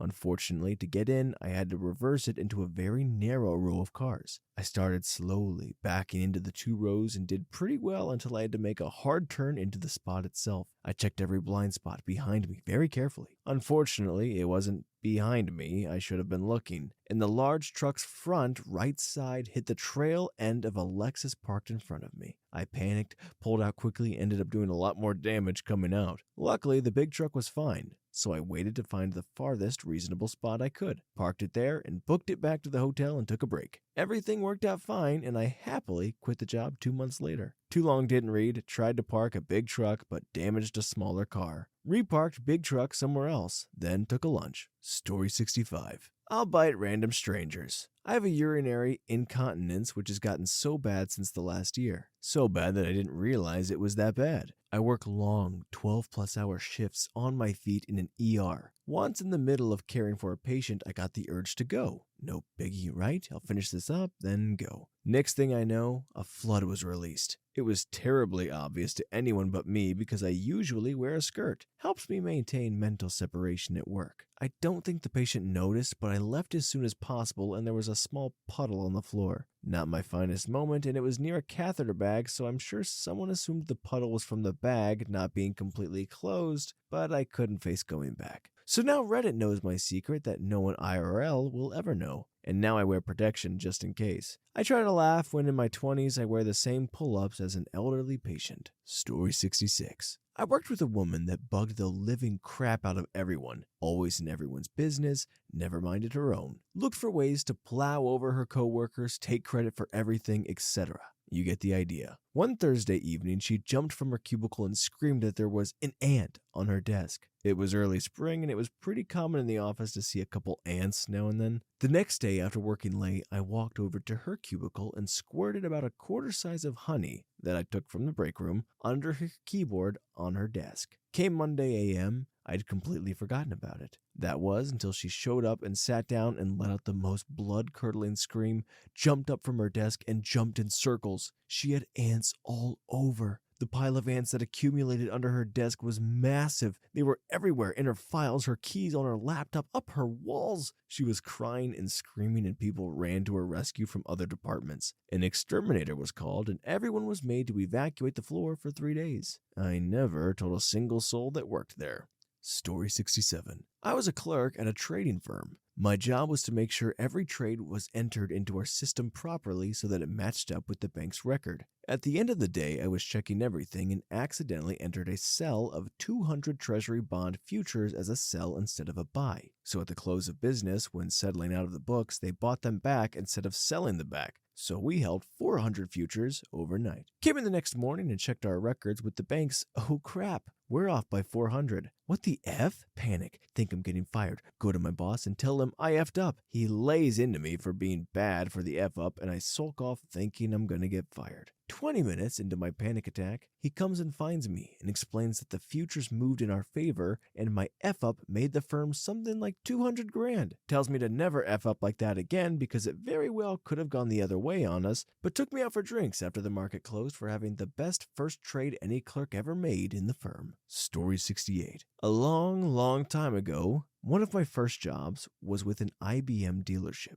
I used to do all sorts: PC setups, troubleshooting, running networks, cable, etc. At one point, we got a contract to sell point-of-sale systems, which were basically PCs attached to cash drawers, and I was doing setup for them. The very first thing I was told is do not lose the keys and do not lock them in the drawers, as if you do, there's no way to get them out, and these are very expensive and the keys are all unique. Set up the first one. Needed to put the keys somewhere. Oh look, a handy cash drawer right below it. Dropped them in, closed the drawer, and instantly realized what I'd done. My heart sunk. I was going to get fired, at least. Probably fired out of a cannon. In hopeless desperation, knowing it wouldn't work, I tried the keys from the other POS system I was setting up. It worked. Nobody ever knew. So it turns out those keys apparently weren't as secure and unique as I was led to believe, but that saved my stupid butt that day. Story 69. When I was 18, I worked at a Walmart's garden center. Had to load up a heavy pallet of pebbles and haul it across the store to the back. Couldn't do it outside, the pavement would not allow it. Anyways, I'm pushing at one point and had a spotter. He crapped the bed. I ran to a woman shopping, screaming, so much screaming. She's on the floor saying her foot is broken. I'm like, oh my gosh, I'm so sorry. The look she gave me was unreal. Disbelief someone could literally just run into someone. I felt that state for years. Anyways, nothing happened to me. This woman's foot was literally broken. I had to go, and my manager told me. I never even had someone talk to me about it. I have no idea why. Story 70. At 17, I delivered pizzas for a summer. This one delivery, I pull up to the house and walk around my car to the passenger side to get the pizza. As I pull it out, it hits the door frame and topples to the ground. Crap, crap, crap. I proceed to open the boxes to assess the damage, and oh man, the cheese and toppings were in a mountain on one side of the box, and the rest of the pie was just this ring of crust with nothing but a cardboard skin flap floor in the middle. So I quickly weigh two options. I split, return to work with the pizza and say no one came to the door, then throw it out before anyone sees it, or I go through with the delivery. I go through with it. I deliver this guy an absolute garbage pizza with a smile on my face the whole time, collect my tip, and peel out of there. When I return to work, my coworker asks how my delivery went. Same old, I reply. The rest of my shift, every time the phone rang, my heart dropped in fear it was the customer. But he never called. I never heard anything from my boss, and I never told anyone ever. Story 71. 3 years ago, I worked as a busboy at my local restaurant. I was pre-bussing a table of a big family, and there was a small newborn with them. I was taking any empty plates they had, one of which had a steak knife on it. I tried to grab as much as I could carry, and I suddenly hear a gasp once I got the plates. I looked down and saw that the steak knife fell right on the baby's chest. It didn't hurt him or anything, but it was laying gently on the baby. I picked it up, said sorry very sheepishly, and got out of there. Now for sure I thought they would tell the manager or owner and I was about to get fired, but nope, they never told. My fellow bussers and waitresses knew after I told them about it, but I never got in trouble. I could have easily been fired, or if the knife landed wrong, prison, but luck was on my side. I got laid off from the restaurant a few months later for financial reasons, so I haven't bussed a table since. But if I ever do get to do a restaurant job again, I will be more careful. Story 72. I was working in a factory. I was supposed to trim some wires on these expensive little doohickeys to specific lengths. Each doohickey had 2 blue wires and 2 orange ones, a black, a white, and a red one. I made a test one, got it approved, and then set to work with the next 49 of them. Somewhere halfway through my trimming, I got the blue and the orange lengths mixed up, making the doohickeys unusable. Each doohickey was worth $90. I messed up like 15 of them. Then the end of the day happened just as I realized my mistake, and there wasn't a supervisor to report it to. And I was working at a loaner desk that day, and I had the next day off, and then it was the weekend. I left the order on a dolly in the middle of the room along with the paperwork without my name on it and went home. When I came in Monday, the cart was nowhere to be seen, and I never heard a peep about it. Story 73. I was 19 or 20, working for a survey firm doing computer stuff. It was the mid-'80s, so we had a variety of computers. Apples, Dells, and one super DOS machine, which we used to run our analysis on. I thought I was in the lower directory. I ran delete to clean up after some experiment. I was at the top of a 20 meg hard drive. It started deleting everything. I stopped it, then spent several minutes visualizing, explaining to my boss that I had just zapped months of data files for which there was no backup, including the data for a few jobs we hadn't finished yet. These jobs were worth 5- and 6-figure amounts. I was sweating bullets. Then I remembered that we had a copy of Norton's Unerase. Spent the next few hours laboriously picking files and unerasing them, during which not a single person came into my office. I cannot tell you how rare that was, but suffice it to say I had the company's best printer and the phone control system in there, so visits from my boss were reasonably frequent.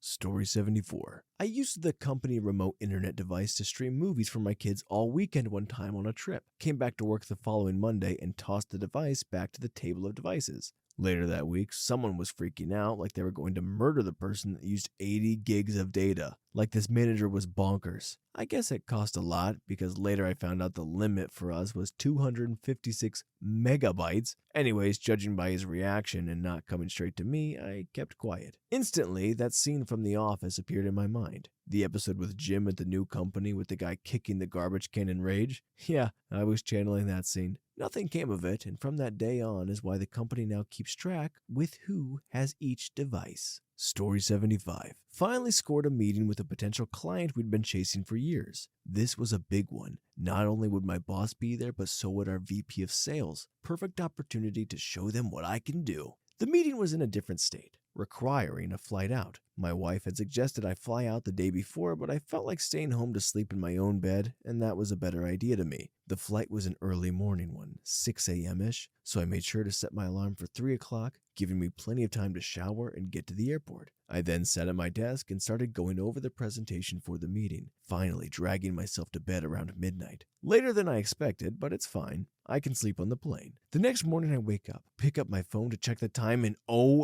it's 6:20. When my 3 a.m. alarm went off, I had shut it off in a barely conscious state, and as a result, I totally slept through my flight departure. I jump out of bed and start pacing around the hallway trying to figure out how to explain this, and struggling to come to terms with the very strong chance that this will get me fired. I grab my phone, and before I call my boss, I check the United app. Flight delayed. It was only delayed 50 minutes, which means I'm still going to miss it, but maybe I can spin this?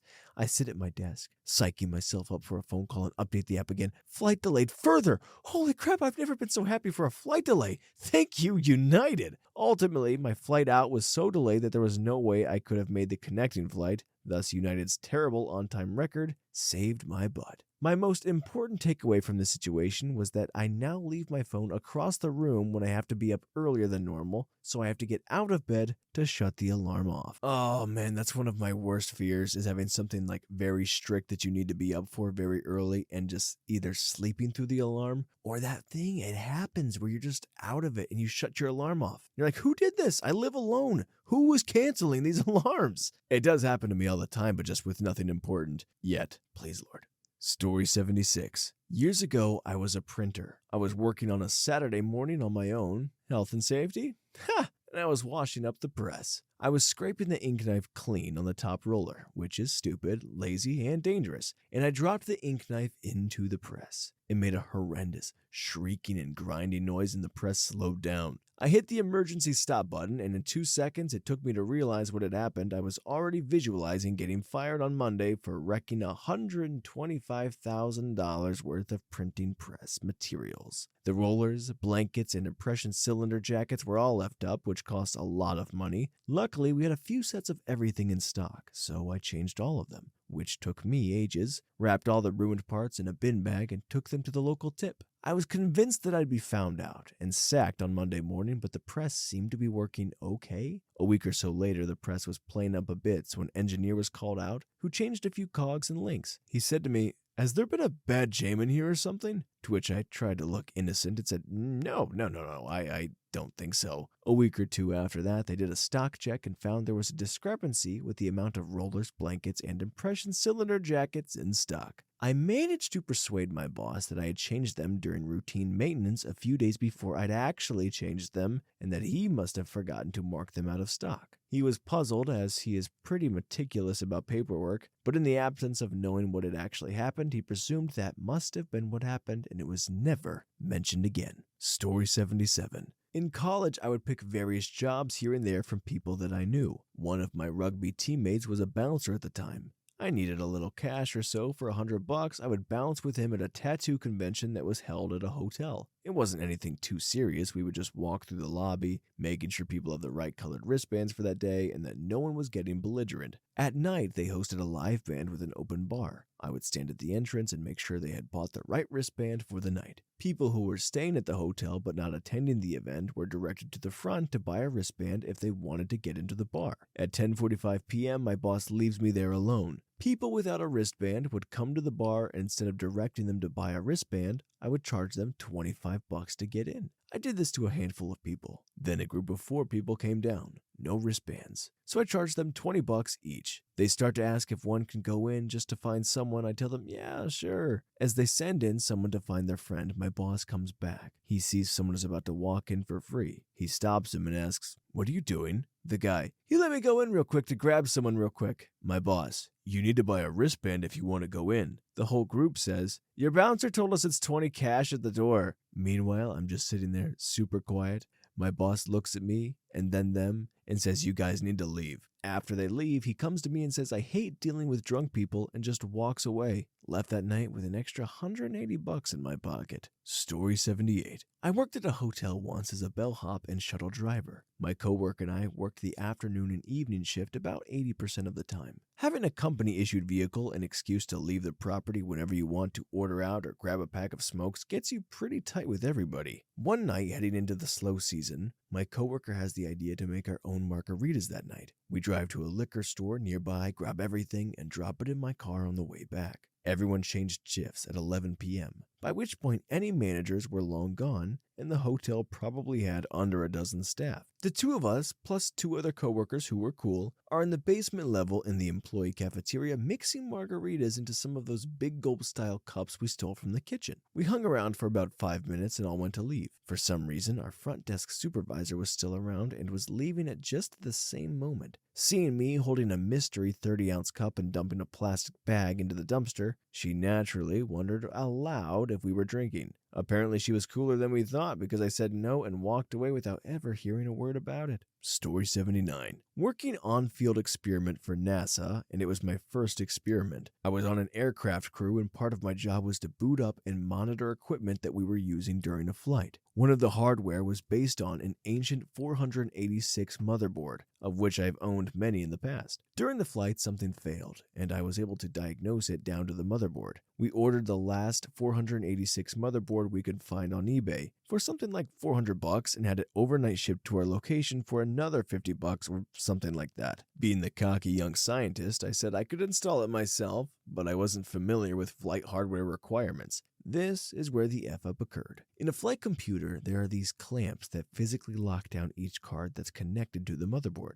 I didn't know exactly how they worked, and I ended up breaking one of them trying to figure out how to open it. Furthermore, I ended up tightening one of the motherboard screws too tight and cracked the new motherboard. But amazingly, it still worked. I boxed it up and never told a soul. It's still working to this day, 12 years later. There was another time where I unknowingly racked up $40,000 of satellite phone charges by using a satellite phone as a modem to play Age of Empires 2 online from the Amazon rainforest. Story 80. I had a client with a safe deposit box that over 10 years in past due rents. They wanted to close it out, and in order to do so, you have to pay the balance due. We escalated the situation to market management, and nobody would approve closing the box without paying the fee, which was a little over $1,000. I did my best to explain to the client why they needed to pay the fee and how I have no power over the situation as a regular bank employee, but they were not very understanding. Eventually, they agreed to pay, so I went through the closing procedures, and when everything was said and done, the client said he would grab his checkbook and make the payment. Our systems at the bank were very out of date, so once I closed the box, there was nowhere for me to access the record again. The client never returned to make his payment, and the only way anybody knew anything about that box was because of the physical card and contract. It was literally an inactive account for 10 years. I knew I was going to get in huge trouble because not only did I not collect rent before closing the box,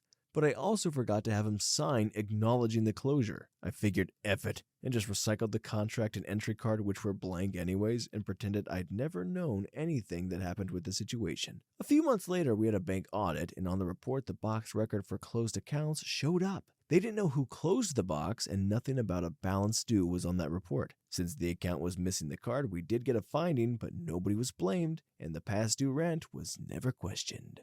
Story 81. Oh man. So, when I first started as a crane operator, I was waiting in the cab for a ton of work about to start. Turned the crane off, kicked up my feet, and decided to take a quick nap while I waited on the crew. Well, time came and the crane wouldn't start back up. It just wouldn't turn over every time I tried to start it. They called our mechanic out and delayed the job for like 4 hours. Everyone's waiting around for the crane so they can get back to work. Crew of about 20 guys all sitting around, getting paid. Mechanic spends about 2 hours under the hood while I'm turning the key so he can diagnose the problem. He looks at me and gets an idea. He tells me to get out of the cab and let him check something. He spots the big red emergency stop button and pulls it out and starts up immediately. He looks at me and looks down, sighs loudly and says, "You're lucky I like you, kid." He then meanders over to tell my foreman that it was a bad part he had to change and it's all good now. Apparently, my fat foot pushed the button in when I took a nap. That mechanic is my favorite person alive. Thanks, Dan. Story 82. So I work with expensive camera equipment that is hired in for us to use on TV shows. A big part of my job is to look after it. Well, we have this massive lens that costs more than a very fancy, and I had left its flight case open to relieve condensation on the glass. I left it tucked under a table. A runner put a box of water above it, and later on a clumsy boom operator was helping himself to a water, then just effing dropped the entire cup into the lens box by accident. He had a quiet word with me about it, but I thought he meant he dropped like a dribble. When I come to it later, I find the box and the lens are soaked. So I take a 2K lamp and use it to warm up the lens and box to dry out. I inspect the lens and there's moisture inside the glass. That's not good.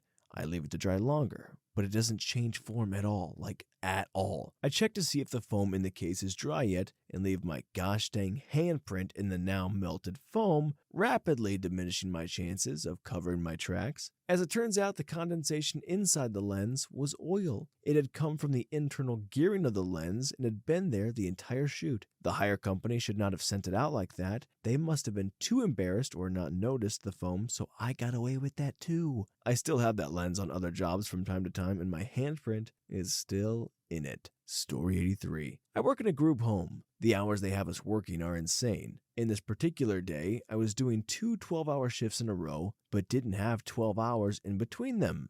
No, I had 9 hours between them, but it takes me 40 minutes to go to and from work, so I had more like 7. Plus, I can't fall asleep without time to unwind, so I was operating on 5 or 4 hours of sleep on a 12-hour shift. 10 hours into it, I was driving with all the guys in the house van on the main road in the city. It's later rush hour and it's winter at night. Traffic was stop and go at best, would rapidly hit speed limits and then immediately slam to a stop repeatedly. Well, I straight up fell asleep behind the wheel, just nodded off with multiple individuals in my care while driving in this traffic. Slammed right into a woman in front of me, unsurprisingly. The work minivan looked like a giant effed up in the front. Her car was somehow undamaged. I was 100% at fault. Had she called the cops, I'd have been ticketed, would have been in deep crap from work, and luckily, she was up to something and wanted to get the heck out of it too. So she took our info, never contacted. I didn't even think to get hers, and we left without calling the cops. Work was mad I violated procedure, but too desperate for staff. My one write-up for that leaves me 20 plus below some staff, so I didn't get a ticket for hundreds of dollars, didn't have to take points on my license, and didn't have to pay for anything.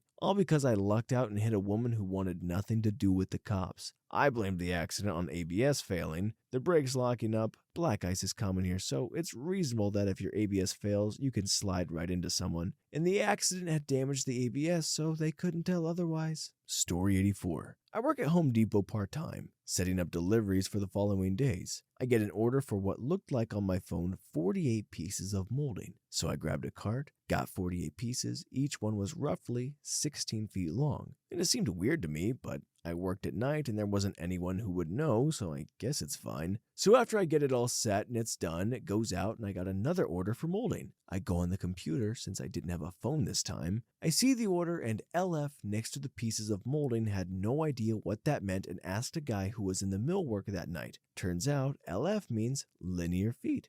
He said, "Good thing I asked him." "Yeah, glad I checked," I said. Later investigating this, I found out on the phone it doesn't say LF, just has a number, and I'm supposed to know it means feet. So back to the last order I prepared, I gave a customer 48 pieces of molding, each 16 feet long pieces, around $3 per foot. I accidentally gave someone $2,300 worth of molding when he only asked for 48 feet. It's been months, and no one has said a single thing to me about it ever. Sorry about the formatting, I'm on mobile.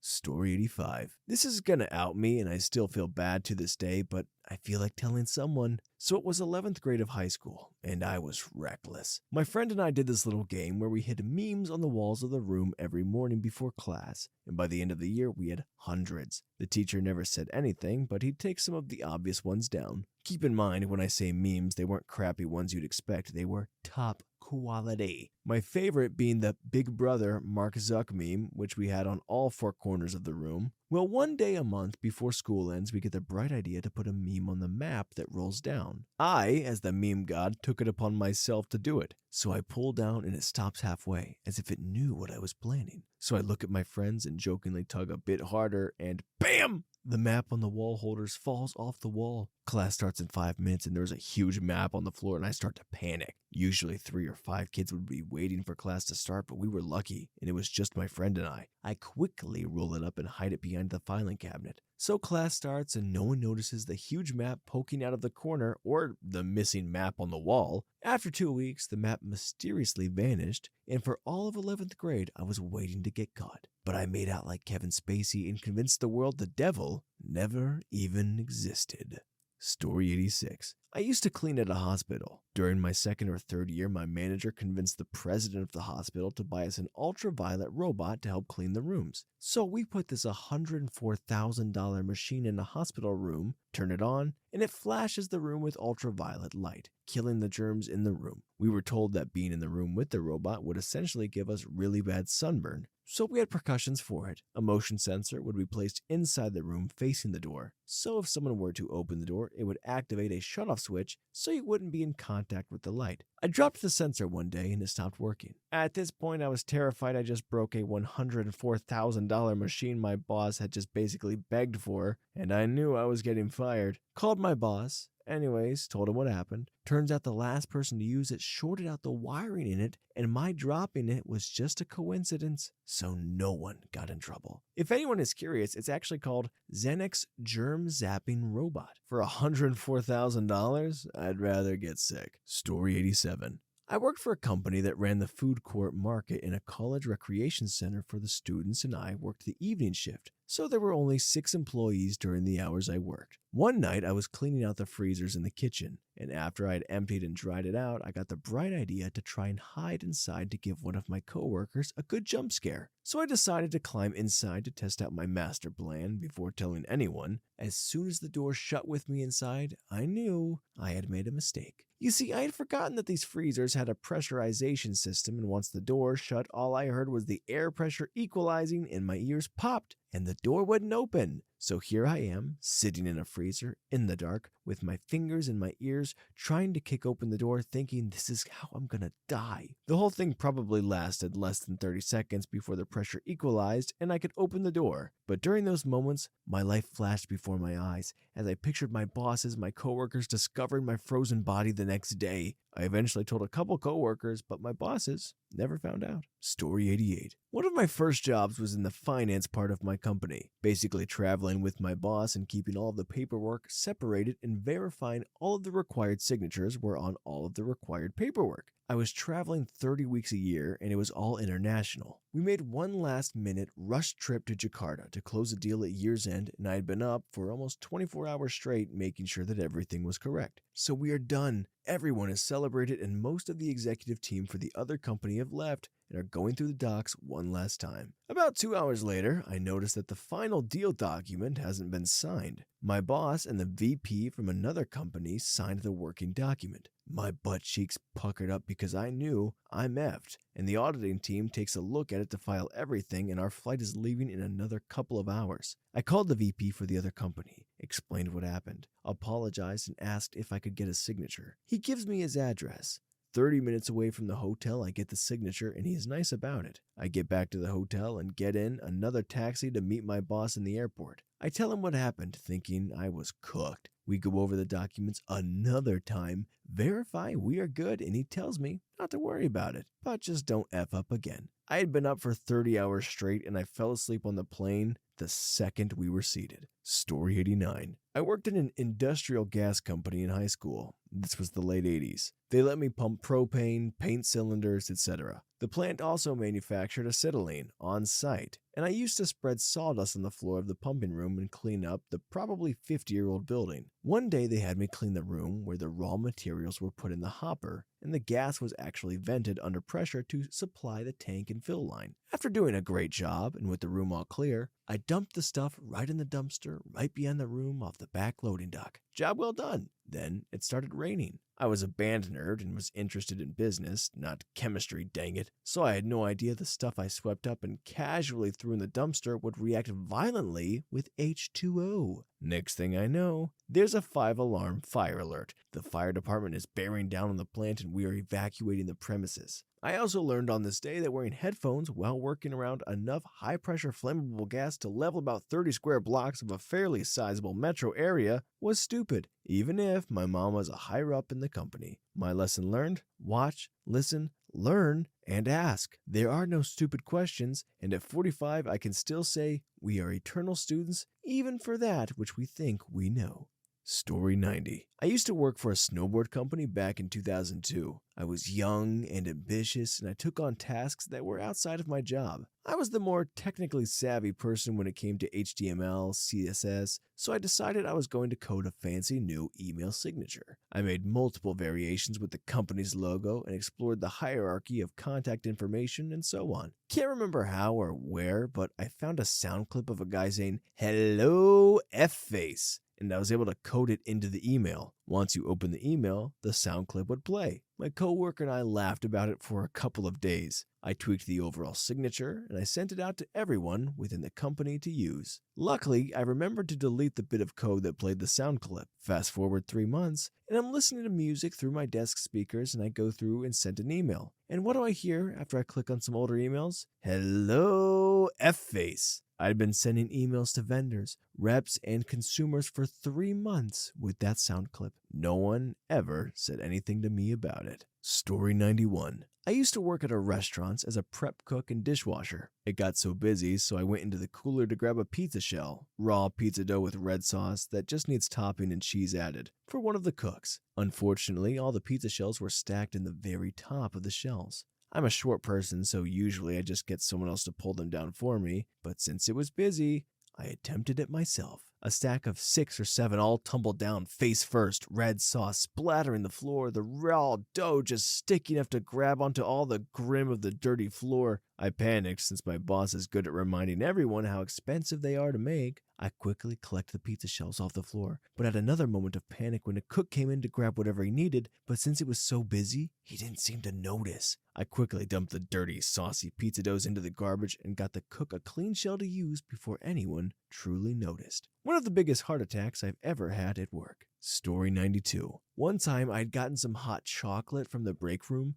I had to clock back in from lunch and set my mini cup on the time clock. I turned to get my badge. The cup slipped and spilled all over the time clock, like straight up poured down the back. I grabbed paper towels and cleaned it up as best I could. I threw all of it away and noticed the screen is off. Hit some buttons, unplugged and plugged back in. Nothing. There's a camera right above the time clock to watch for time thieves, and I thought, oh, I'm fired. I clocked in elsewhere, said nothing, and went back to work. When I went to leave, there was an out of order sign. I thought I'd at least get questioned. 2 coworkers saw it happen, but they didn't say anything either. They teased me a little, but 2 weeks later, we got a brand new time clock, and I set my drinks down on the counter from now on. They still tease me a little and tell me to do it on the other to get another new one, but I'm not risking it. Story 93. I'm pretty late, but I'll share the story anyways. The restaurant I worked at in high school was open every day of the year. I got stuck working Thanksgiving. After about 5 parties came in the moment we opened at 4, barely anyone else came in the rest of the night, but I was going to be stuck there until at least 10. As the host, I had to just stand up at the front and wait for anyone to come in. It was getting very boring, and I started messing around with the phone. A little backstory.